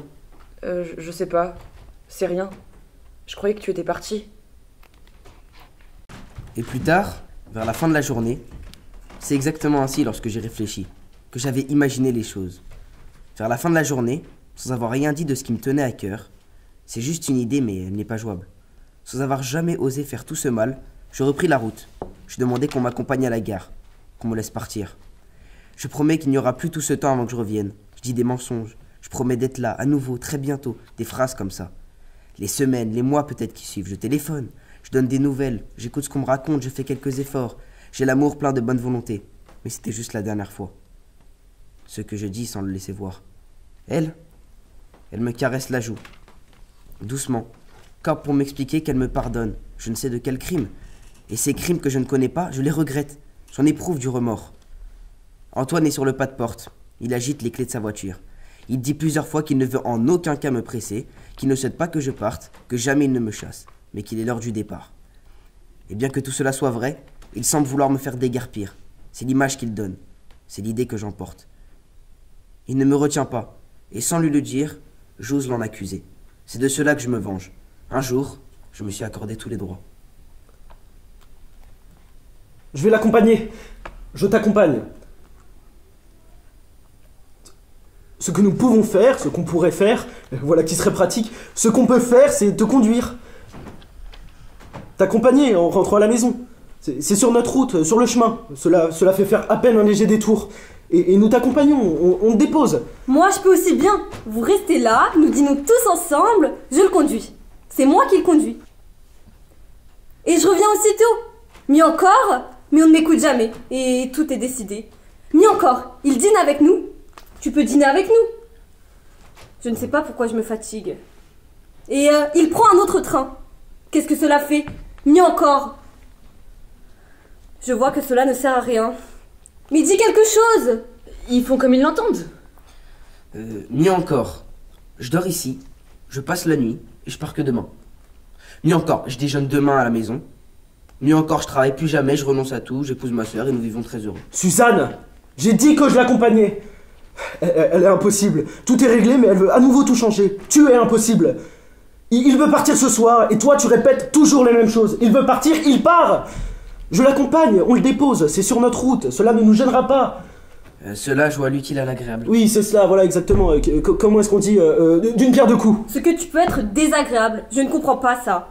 Tu es désagréable, tu vois comment tu lui parles? Tu es désagréable, ce n'est pas imaginable. Moi? C'est de moi? Je suis désagréable? Tu ne t'en rends même pas compte. Tu es désagréable, c'est invraisemblable. Tu ne t'entends pas. Si tu t'entendais... Mais qu'est-ce que c'est encore que ça? Elle est impossible aujourd'hui, ce que je disais. Je ne sais pas ce qu'elle a après moi, je ne sais pas ce que tu as après moi, Tu es différente. Si c'est Louis, la présence de Louis, je ne sais pas, j'essaie de comprendre. Si c'est Louis, Catherine, je ne sais pas. Je ne disais rien. Peut-être que j'ai cessé tout à fait de comprendre. Catherine, aide-moi. Je ne disais rien, on règle le départ de Louis, il veut partir. Je l'accompagne, je dis qu'on l'accompagne. Je n'ai rien dit de plus. Qu'est-ce que j'ai dit de plus? Je n'ai rien dit de désagréable. Pourquoi est-ce que je dirais quelque chose de désagréable?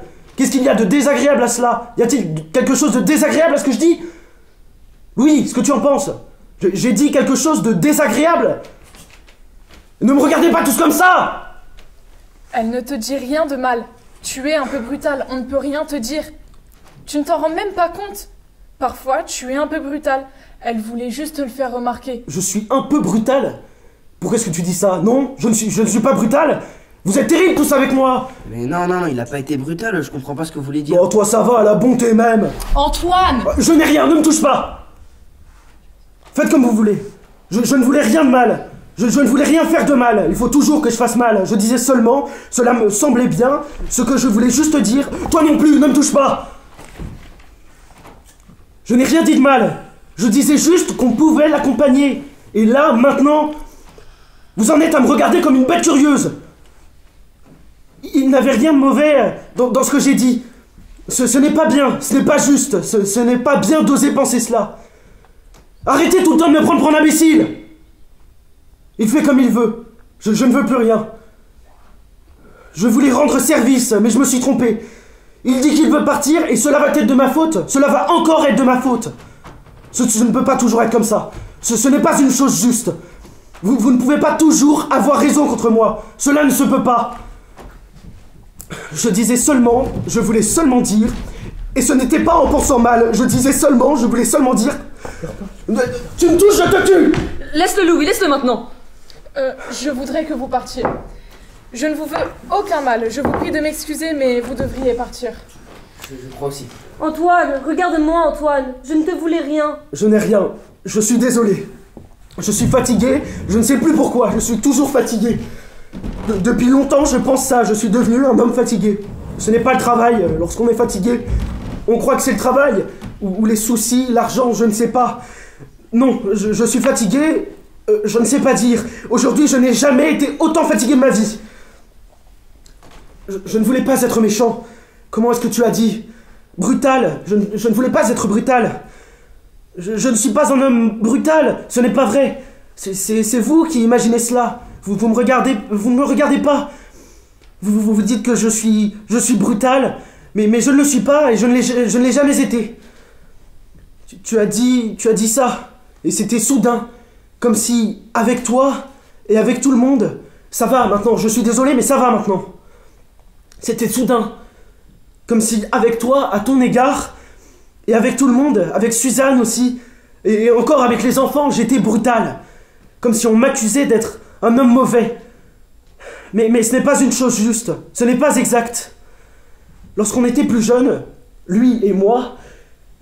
Louis, tu dois t'en souvenir. Lui et moi, elle l'a dit, on se battait toujours. Et toujours, c'est moi qui gagnais. Toujours. Parce que je suis plus fort. Parce que j'étais plus costaud que lui, peut-être, je ne sais pas. Ou parce que celui-là, et c'est sûrement plus juste, j'y pense juste à l'instant, ça me vient en tête. Parce que celui-là se laissait battre, perdait, en faisant exprès, et se donnait le beau rôle. Je ne sais pas. Aujourd'hui, cela m'est bien égal.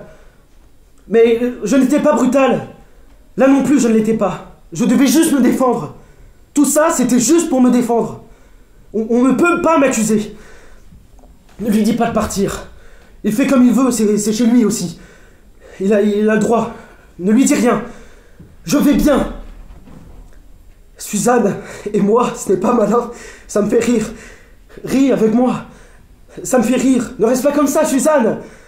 Je n'allais pas le cogner. Tu n'as pas à avoir peur. C'est fini. Ce n'est pas malin. Suzanne et moi, nous devrions être toujours ensemble. On devrait jamais se lâcher. Serrer les coudes. Comment est-ce qu'on dit s'épauler. On n'est pas trop de deux contre celui-là. Tu n'as pas l'air de te rendre compte. Il faut être au moins deux contre celui-là. Je dis ça, et ça me fait rire. Toute la journée d'aujourd'hui, tu t'es mise avec lui. Tu ne le connais pas. Il n'est pas mauvais, non. Ce n'est pas ce que je dis. Mais tu as tout de même tort. Car il n'est pas totalement bon, non. Tu te trompes et ce n'est pas malin. Voilà, c'est ça. Ce n'est pas malin, bêtement, de faire front contre moi. Personne n'est contre toi. Oui, sûrement, c'est possible. Et puis encore, un peu plus tard. Nous ne bougeons presque plus. Nous sommes toutes les trois, comme absentes. On les regarde et on se tait. Tu dis qu'on ne t'aime pas. Je t'entends dire ça, toujours je t'ai entendu. Je ne garde pas l'idée, à aucun moment de ma vie, que tu n'aies pas dit ça. À un moment ou à un autre. Aussi loin que je puisse remonter en arrière, je ne garde pas la trace que tu n'aies fini par dire. C'est ta manière de conclure si tu es attaqué. Je ne garde pas la trace que tu n'aies fini par dire qu'on ne t'aime pas, qu'on ne t'aimait pas, que personne, jamais ne t'aima. Et que c'est de cela que tu souffres. Tu es enfant, je te l'entends dire, et je pense, je ne sais pas pourquoi, sans que je puisse l'expliquer, sans que je comprenne vraiment, je pense, et pourtant je n'en ai pas la preuve. Enfin, ce que je veux dire, et tu ne pourrais le nier si tu voulais te souvenir avec moi, ce que je veux dire, tu ne manquais de rien, et tu ne subissais rien de ce qu'on appelle le malheur, même l'injustice de la laideur ou de la disgrâce, les humiliations qu'elles apportent, tu ne les as pas connues et tu en fus protégé. Je pensais que peut-être, sans que je comprenne donc, comme une chose qui me dépassait, que peut-être tu n'avais pas tort. Et que, en effet, les autres, les parents, moi, le reste du monde, nous n'étions pas bons avec toi. Et nous te faisions du mal. Tu me persuadais, j'étais convaincu que tu manquais d'amour. Je te croyais et je te plaignais. Et cette peur que j'éprouvais, c'est bien là encore de la peur qu'il est question, cette peur que j'avais, que personne ne t'aime jamais. Cette peur me rendait malheureux à mon tour. Comme toujours, les plus jeunes frères se croient obligés de l'être par imitation et inquiétude. Malheureux à mon tour, mais coupable encore.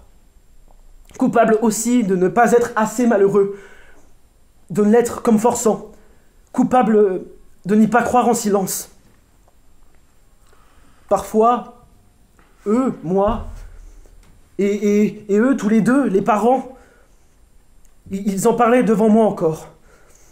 Comme on ose évoquer un secret dont on devait me rendre également responsable. Nous pensions, et beaucoup de gens, je pense cela aujourd'hui, beaucoup de gens, des hommes, des femmes, ceux-là avec qui tu dois vivre depuis que tu nous as quittés, beaucoup de gens doivent assurément le penser aussi. Nous pensions que tu n'avais pas tort. Que pour le répéter si souvent, pour le crier tellement, comme on crie les insultes, ce devait être juste. Nous pensions que, en effet, nous ne t'aimions pas assez. Ou du moins que nous ne savions pas te le dire. Et ne pas te le dire, cela revient au même. Ne pas te dire assez que nous t'aimions, ce doit être comme ne pas t'aimer assez. On ne se le disait pas si facilement. Rien ici ne se dit si facilement. Non. On ne se l'avouait pas. Mais à certains mots, certains gestes, les plus discrets, les moins remarquables, à certaines prévenances. Encore une autre expression qui te fera sourire, mais je n'ai plus rien à faire d'être ridicule maintenant. Tu ne peux pas l'imaginer. À certaines prévenances, à ton égard, nous nous donnions l'ordre, manière de dire, de prendre plus souvent, et mieux encore, soin de toi, garde à toi, et de nous encourager les uns les autres à te donner la preuve que nous ne t'aimions plus que jamais. Tu ne sauras t'en rendre compte. Je cédais. Je devais céder, toujours j'ai dû céder. Aujourd'hui, ce n'est rien. Ce n'était rien. Ce sont des choses infimes. Et moi non plus, je ne pourrais pas prétendre à mon tour, voilà qui serait plaisant, à un malheur insurmontable. Mais je garde cela surtout en mémoire. Je cédais. Je t'abandonnais des parts entières.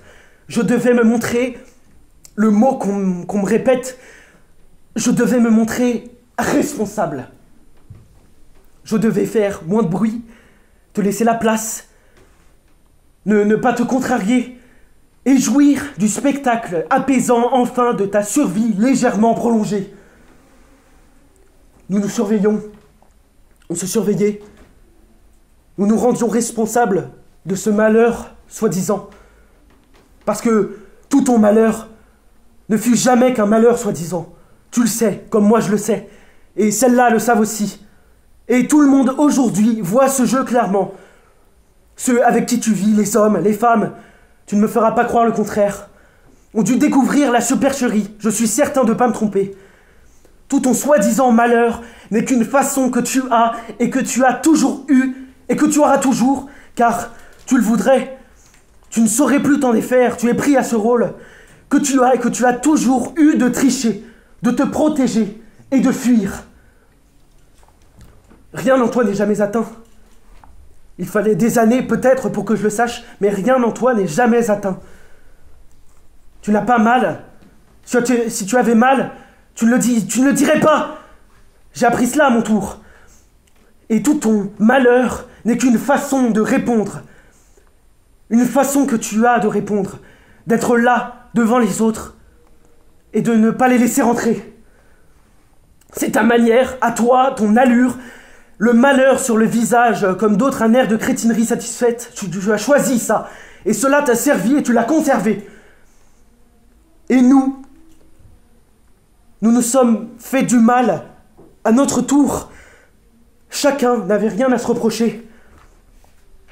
Et ce ne pouvait être que les autres qui te nuisaient et nous rendaient responsables tous ensemble. Moi, eux. Et peu à peu, c'était de ma faute. Ce ne pouvait être que de ma faute. On devait m'aimer trop, puisqu'on ne t'aimait pas assez. Et on voulut me reprendre alors ce qu'on ne me donnait pas. Et ne me donna plus rien. Et j'étais là, couvert de bonté, sans intérêt, à ne jamais devoir me plaindre, à sourire, à jouer, à être satisfait et comblé. Tiens, le mot comblé. Alors que toi, toujours, inexplicablement, tu suais le malheur, dont rien ni personne, malgré tous les efforts, n'aurait su te distraire et te sauver. Et lorsque tu es parti, lorsque tu nous as quittés, lorsque tu nous abandonnas, je ne sais plus quel mot définitif tu nous jetas à la tête.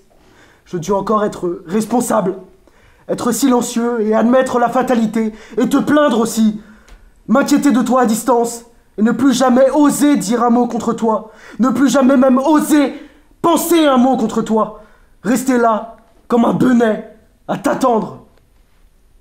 Et moi, je suis la personne la plus heureuse de la terre, et il ne m'arrive jamais rien.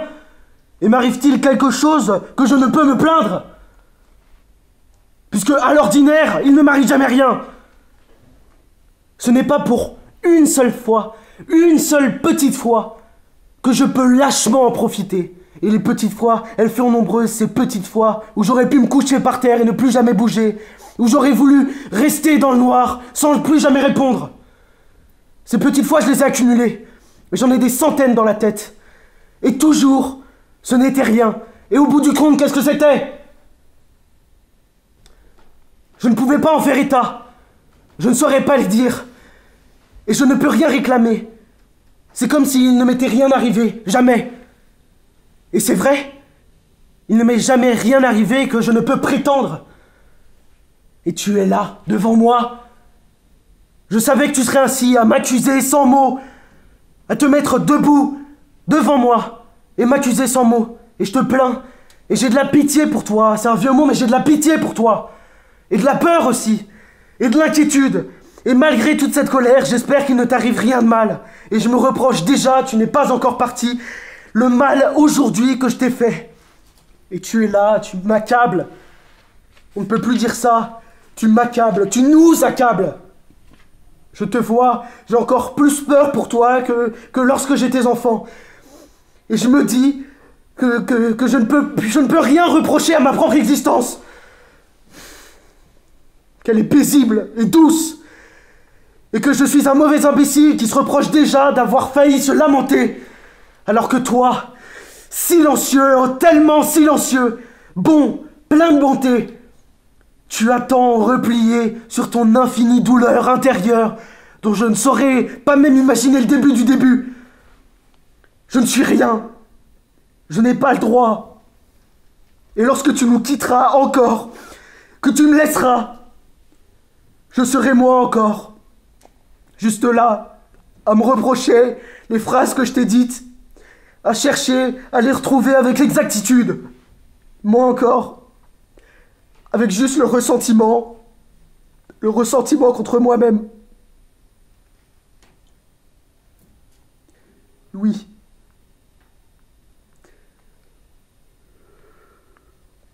Oui. J'ai fini. Je ne dirai plus rien. Seuls les imbéciles ou ceux-là saisis par la peur auraient pu en rire.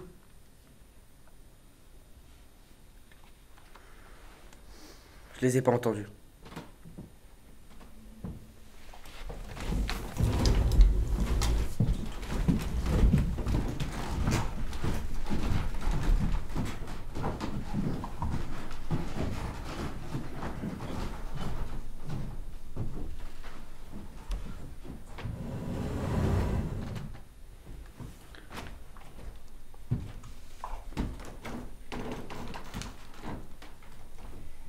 Après, ce que je fais, je pars. Je ne reviens plus jamais. Je meurs quelques mois plus tard. Une année tout au plus. Une chose dont je me souviens, et que je raconte encore, après j'en aurai fini. C'est l'été. C'est pendant ces années où je suis absent. C'est dans le sud de la France. Parce que je me suis perdu la nuit dans la montagne. Je décide de marcher le long de la voie ferrée. Elle m'évitera les méandres de la route. Le chemin sera plus court, et je sais qu'elle passe près de la maison où je vis. La nuit, aucun train n'y circule. Je n'y risque rien. Et c'est ainsi que je me retrouverai. À un moment, je suis à l'entrée d'un viaduc immense. Il domine la vallée que je devine sous la lune. Et je marche seul dans la nuit, à égale distance du ciel et de la terre. Ce que je pense, et c'est cela que je voulais vous dire, c'est que je devais pousser un grand et beau cri, un long et joyeux cri qui résonnerait dans toute la vallée, et que ce bonheur-là que je devais m'offrir hurlait une bonne fois, mais je ne l'ai pas fait. Non, je ne l'ai pas fait. Je me remets en route, avec seul le bruit de mes pas sur le gravier. Ce sont des oublis comme celui-là que je regretterai.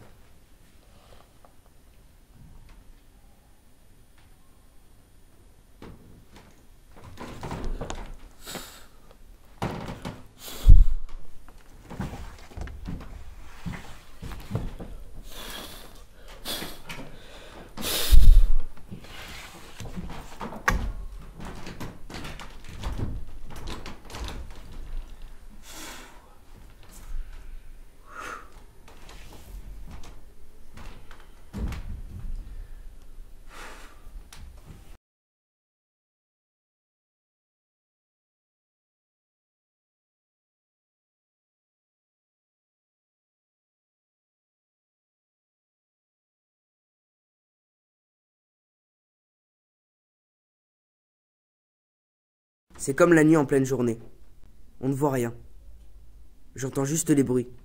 J'écoute. Je suis perdu. Je ne retrouve personne. Qu'est-ce que tu as dit?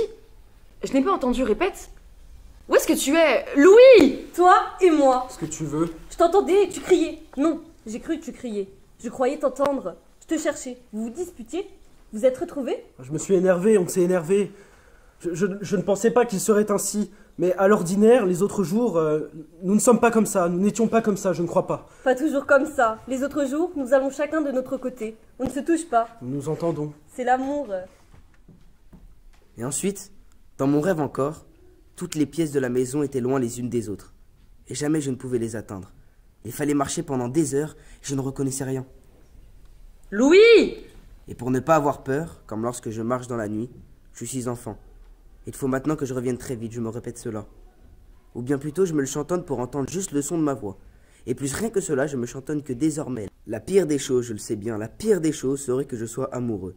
La pire des choses, que je veuille entendre un peu. La pire des choses... Ce que je ne comprends pas. Moi non plus. Tu ris? Je ne te vois jamais rire. Ce que nous ne comprenons pas. Antoine! Oui! Ce que je ne comprends pas et n'ai jamais compris. Peu probable que je comprenne jamais. Que je ne comprenne jamais. Louis! Oui, on est là. Ce que tu ne comprends pas. Ce n'était pas si loin. Il aurait pu venir nous voir plus souvent. Et rien de bien tragique non plus. Pas de drame, de trahison. Cela je ne comprends pas. Ou ne peux pas comprendre. Comme ça. Pas d'autre explication, rien de plus. Toujours été ainsi, désirable, je ne sais pas si on peut dire ça, désirable et lointain. Distant, rien qui ne se prête mieux à la situation. Parti, et n'ayant jamais éprouvé le besoin ou la simple nécessité. Où est-ce qu'ils sont? Qui? Eux, les autres. Je n'entends plus personne. Vous vous disputiez, Antoine et vous, je ne me trompe pas. On entendait Antoine s'énerver, et c'est maintenant comme si tout le monde était parti et que nous soyons perdus. Je sais pas, ils doivent être par là. Où est-ce que vous allez? Antoine! Oui!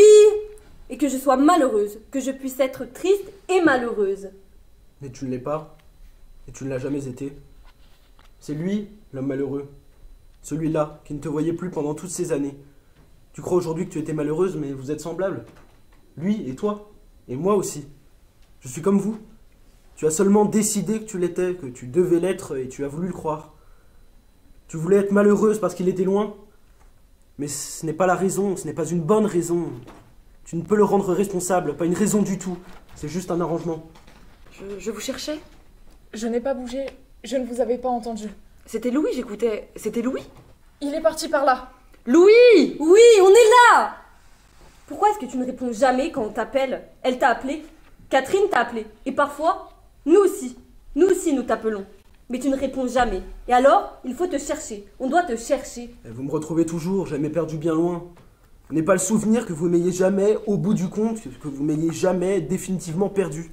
Juste là, tout près, on peut me mettre la main dessus. Tu peux essayer de me rendre plus triste encore, ou mauvaise. Ce qui revient au même. Cela ne marche pas. Toi aussi, tu as tes petits arrangements. Je les connais. Tu crois que je ne les connais pas? Ce que je disais, retrouver. Quoi? Je n'ai pas compris. C'est malin ce que tu as dit. Qu'est-ce que tu as dit? Ta gueule, Suzanne! Louis, tu ne m'entendais pas? J'appelais. J'étais là, qu'est-ce qu'il y a? Je sais pas. C'est rien. Je croyais que tu étais parti.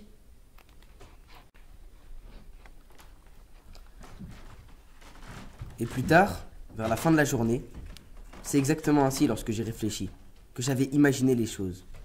Vers la fin de la journée, sans avoir rien dit de ce qui me tenait à cœur, c'est juste une idée mais elle n'est pas jouable. Sans avoir jamais osé faire tout ce mal, je repris la route. Je demandais qu'on m'accompagne à la gare, qu'on me laisse partir. Je promets qu'il n'y aura plus tout ce temps avant que je revienne. Je dis des mensonges. Je promets d'être là, à nouveau, très bientôt. Des phrases comme ça. Les semaines, les mois peut-être qui suivent, je téléphone. Je donne des nouvelles, j'écoute ce qu'on me raconte, je fais quelques efforts. J'ai l'amour plein de bonne volonté. Mais c'était juste la dernière fois. Ce que je dis sans le laisser voir. Elle me caresse la joue. Doucement. Comme pour m'expliquer qu'elle me pardonne. Je ne sais de quel crime. Et ces crimes que je ne connais pas, je les regrette. J'en éprouve du remords. Antoine est sur le pas de porte. Il agite les clés de sa voiture. Il dit plusieurs fois qu'il ne veut en aucun cas me presser, qu'il ne souhaite pas que je parte, que jamais il ne me chasse, mais qu'il est l'heure du départ. Et bien que tout cela soit vrai, il semble vouloir me faire déguerpir. C'est l'image qu'il donne. C'est l'idée que j'emporte. Il ne me retient pas, et sans lui le dire, j'ose l'en accuser. C'est de cela que je me venge. Un jour, je me suis accordé tous les droits. Je vais l'accompagner. Je t'accompagne. Ce que nous pouvons faire, ce qu'on pourrait faire, voilà qui serait pratique, ce qu'on peut faire, c'est te conduire. T'accompagner en rentrant à la maison. C'est sur notre route, sur le chemin. Cela fait faire à peine un léger détour. Et nous t'accompagnons, on te dépose. Moi, je peux aussi bien. Vous restez là, nous dînons tous ensemble, je le conduis. C'est moi qui le conduis, et je reviens aussitôt.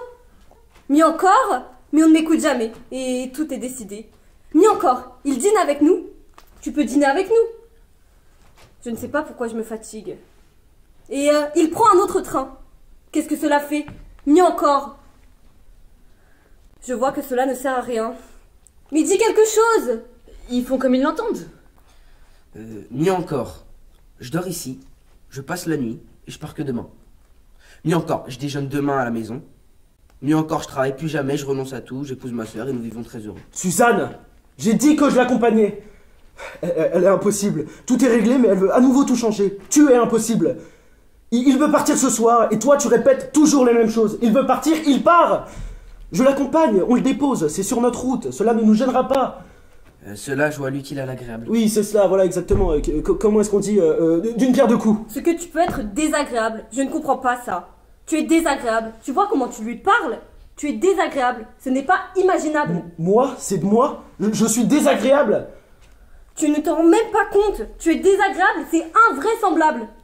Tu ne t'entends pas. Si tu t'entendais... Mais qu'est-ce que c'est encore ça? Elle est impossible aujourd'hui, ce que je disais. Je ne sais pas ce qu'elle a après moi, je ne sais pas ce que tu as après moi. Tu es différente. Si c'est Louis, la présence de Louis, je ne sais pas, j'essaie de comprendre. Si c'est Louis, Catherine, je ne sais pas. Je ne disais rien. Peut-être que j'ai cessé tout à fait de comprendre. Catherine, aide-moi! Je ne disais rien, on règle le départ de Louis, il veut partir. Je l'accompagne, je dis qu'on l'accompagne. Je n'ai rien dit de plus. Qu'est-ce que j'ai dit de plus? Je n'ai rien dit de désagréable. Pourquoi est-ce que je dirais quelque chose de désagréable? Qu'est-ce qu'il y a de désagréable à cela? Y a-t-il quelque chose de désagréable à ce que je dis? Louis, ce que tu en penses? J'ai dit quelque chose de désagréable? Ne me regardez pas tous comme ça! Elle ne te dit rien de mal. Tu es un peu brutal, on ne peut rien te dire. Tu ne t'en rends même pas compte. Parfois, tu es un peu brutal. Elle voulait juste te le faire remarquer. Je suis un peu brutal? Pourquoi est-ce que tu dis ça? Non, je ne suis pas brutal. Vous êtes terribles tous avec moi. Mais non, il a pas été brutal, je comprends pas ce que vous voulez dire. Oh, toi ça va, la bonté même. Antoine! Je n'ai rien, ne me touche pas. Faites comme vous voulez. Je ne voulais rien de mal. Je ne voulais rien faire de mal. Il faut toujours que je fasse mal. Je disais seulement, cela me semblait bien, ce que je voulais juste dire. Toi non plus, ne me touche pas. Je n'ai rien dit de mal. Je disais juste qu'on pouvait l'accompagner. Et là, maintenant, vous en êtes à me regarder comme une bête curieuse. Il n'avait rien de mauvais dans ce que j'ai dit. Ce n'est pas bien, ce n'est pas juste, ce n'est pas bien d'oser penser cela. Arrêtez tout le temps de me prendre pour un imbécile. Il fait comme il veut. Je ne veux plus rien. Je voulais rendre service, mais je me suis trompé. Il dit qu'il veut partir et cela va être de ma faute. Cela va encore être de ma faute. Ce ne peut pas toujours être comme ça. Ce n'est pas une chose juste. Vous ne pouvez pas toujours avoir raison contre moi. Cela ne se peut pas. Je disais seulement, je voulais seulement dire, et ce n'était pas en pensant mal, je disais seulement, je voulais seulement dire... Tu me touches, je te tue! Laisse-le, Louis, laisse-le maintenant. Je voudrais que vous partiez. Je ne vous veux aucun mal. Je vous prie de m'excuser, mais vous devriez partir. Je crois aussi. Antoine, regarde-moi, Antoine. Je ne te voulais rien. Je n'ai rien. Je suis désolé. Je suis fatigué. Je ne sais plus pourquoi. Je suis toujours fatigué. Depuis longtemps, je pense ça. Je suis devenu un homme fatigué.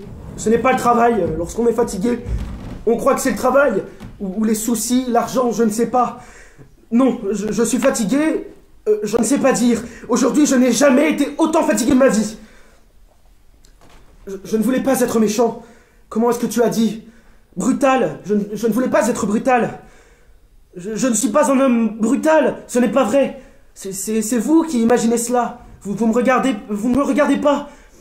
Vous dites que je suis brutal. Mais je ne le suis pas et je ne l'ai jamais été. Tu as dit ça. Et c'était soudain. Comme si, avec toi et avec tout le monde, ça va maintenant. Je suis désolé, mais ça va maintenant. C'était soudain.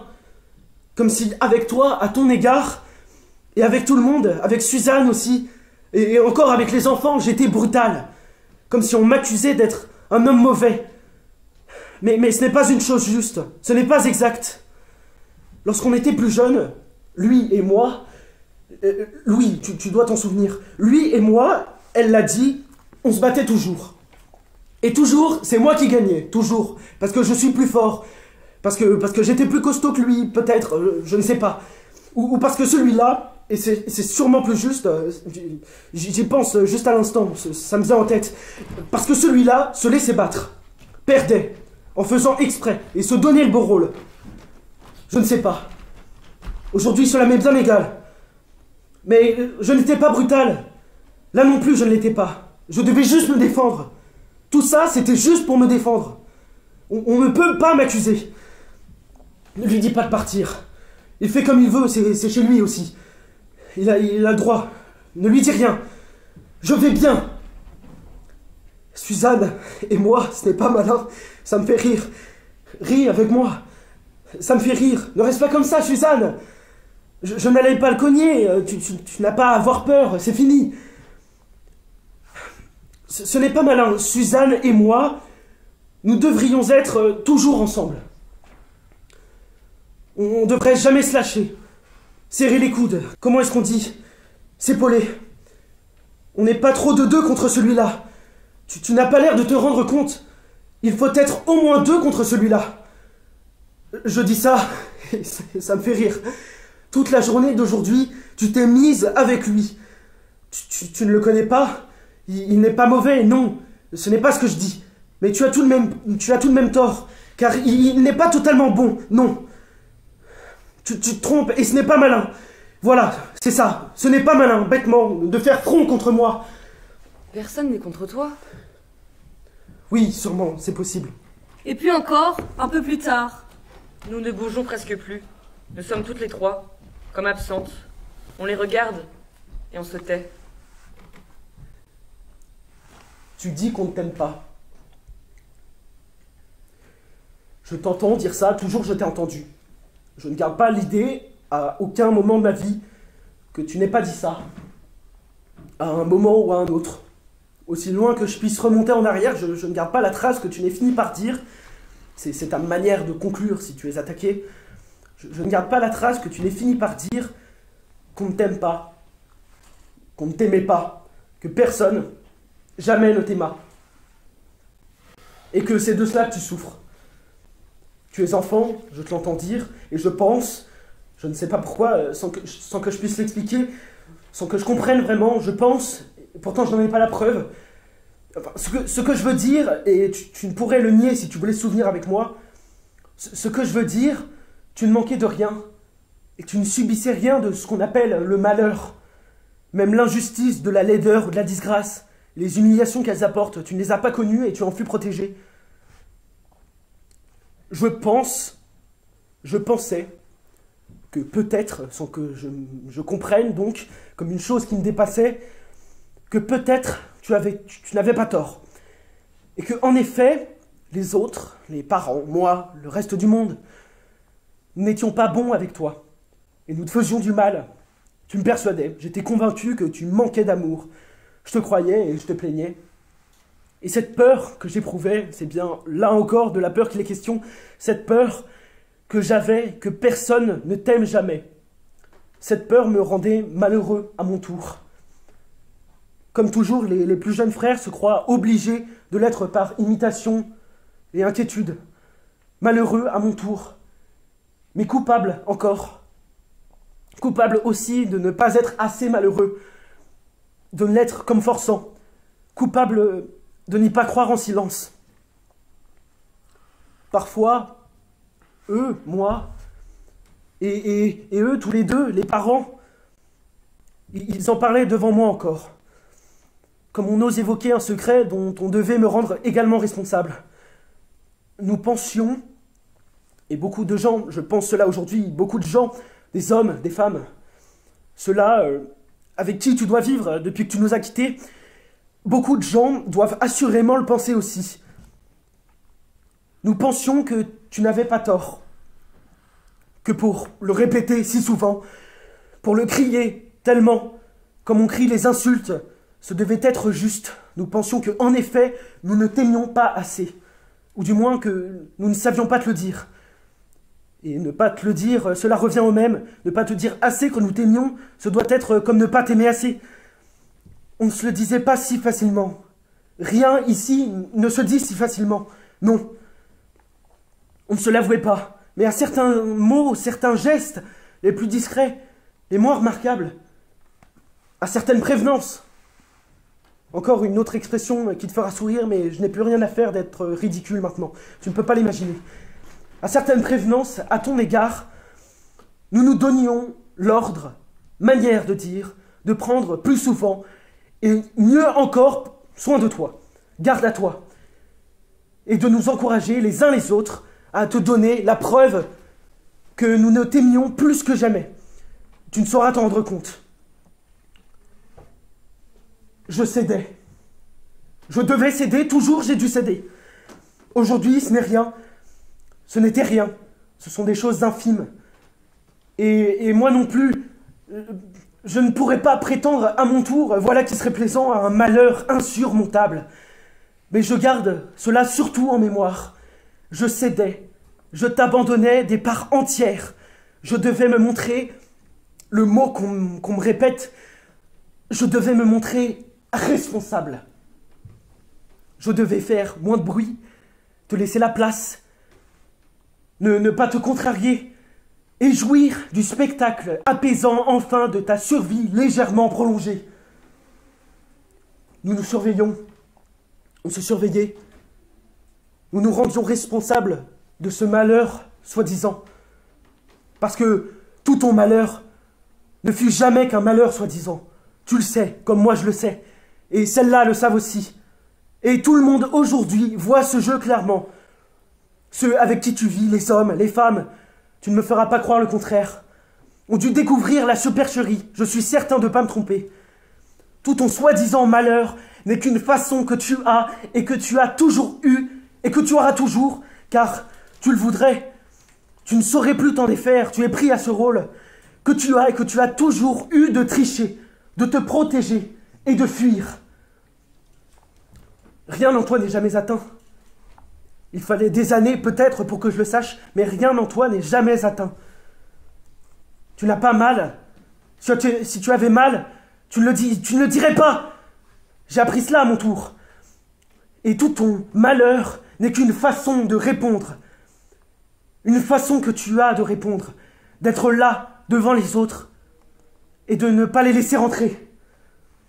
C'est ta manière, à toi, ton allure, le malheur sur le visage, comme d'autres un air de crétinerie satisfaite. Tu as choisi ça, et cela t'a servi et tu l'as conservé. Et nous nous sommes fait du mal à notre tour. Chacun n'avait rien à se reprocher. Et ce ne pouvait être que les autres qui te nuisaient et nous rendaient responsables tous ensemble. Moi, eux. Et peu à peu, c'était de ma faute. Ce ne pouvait être que de ma faute. On devait m'aimer trop, puisqu'on ne t'aimait pas assez. Et on voulut me reprendre alors ce qu'on ne me donnait pas. Et ne me donna plus rien. Et j'étais là, couvert de bonté, sans intérêt, à ne jamais devoir me plaindre, à sourire, à jouer, à être satisfait et comblé. Tiens, le mot comblé. Alors que toi, toujours, inexplicablement, tu suais le malheur, dont rien ni personne, malgré tous les efforts, n'aurait su te distraire et te sauver. Et lorsque tu es parti, lorsque tu nous as quittés, lorsque tu nous abandonnas, je ne sais plus quel mot définitif tu nous jetas à la tête. Je dus encore être responsable, être silencieux et admettre la fatalité, et te plaindre aussi, m'inquiéter de toi à distance, et ne plus jamais oser dire un mot contre toi, ne plus jamais même oser penser un mot contre toi, rester là, comme un benêt, à t'attendre. Et moi, je suis la personne la plus heureuse de la terre, et il ne m'arrive jamais rien. Et m'arrive-t-il quelque chose que je ne peux me plaindre? Puisque, à l'ordinaire, il ne m'arrive jamais rien. Ce n'est pas pour une seule fois, une seule petite fois, que je peux lâchement en profiter. Et les petites fois, elles furent nombreuses, ces petites fois, où j'aurais pu me coucher par terre et ne plus jamais bouger, où j'aurais voulu rester dans le noir, sans plus jamais répondre. Ces petites fois, je les ai accumulées. J'en ai des centaines dans la tête. Et toujours, ce n'était rien. Et au bout du compte, qu'est-ce que c'était? Je ne pouvais pas en faire état. Je ne saurais pas le dire. Et je ne peux rien réclamer. C'est comme s'il ne m'était rien arrivé. Jamais. Et c'est vrai. Il ne m'est jamais rien arrivé que je ne peux prétendre. Et tu es là, devant moi. Je savais que tu serais ainsi, à m'accuser sans mots, à te mettre debout, devant moi, et m'accuser sans mots. Et je te plains. Et j'ai de la pitié pour toi. C'est un vieux mot, mais j'ai de la pitié pour toi. Et de la peur aussi. Et de l'inquiétude. Et malgré toute cette colère, j'espère qu'il ne t'arrive rien de mal. Et je me reproche déjà, tu n'es pas encore parti, le mal aujourd'hui que je t'ai fait. Et tu es là, tu m'accables. On ne peut plus dire ça. Tu m'accables, tu nous accables.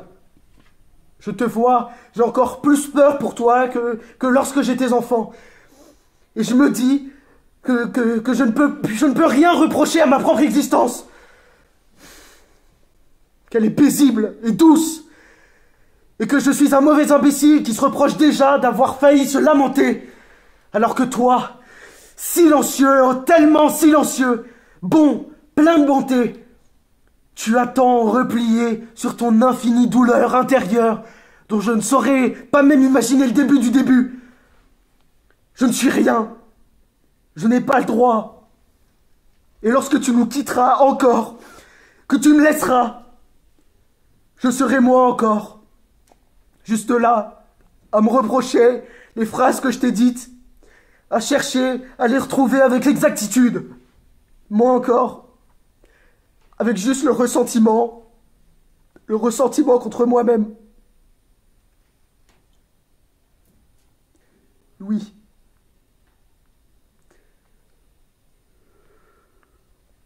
Oui. J'ai fini. Je ne dirai plus rien. Seuls les imbéciles ou ceux-là saisis par la peur auraient pu en rire.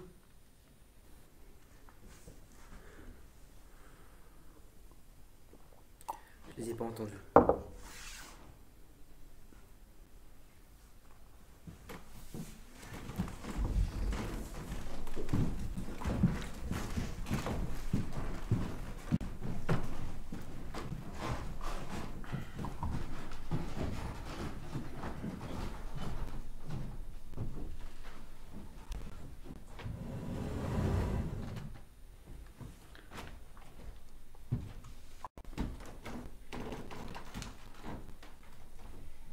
Après, ce que je fais, je pars.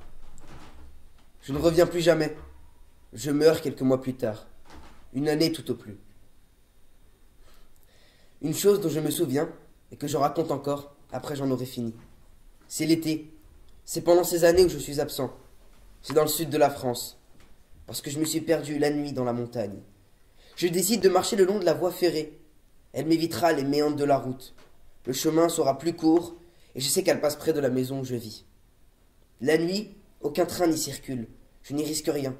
Et c'est ainsi que je me retrouverai. À un moment, je suis à l'entrée d'un viaduc immense. Il domine la vallée que je devine sous la lune. Et je marche seul dans la nuit, à égale distance du ciel et de la terre. Ce que je pense, et c'est cela que je voulais vous dire, c'est que je devais pousser un grand et beau cri, un long et joyeux cri qui résonnerait dans toute la vallée. Et que ce bonheur-là que je devais m'offrir hurlait une bonne fois. Mais je ne l'ai pas fait. Non, je ne l'ai pas fait. Je me remets en route, avec seul le bruit de mes pas sur le gravier. Ce sont des oublis comme celui-là que je regretterai.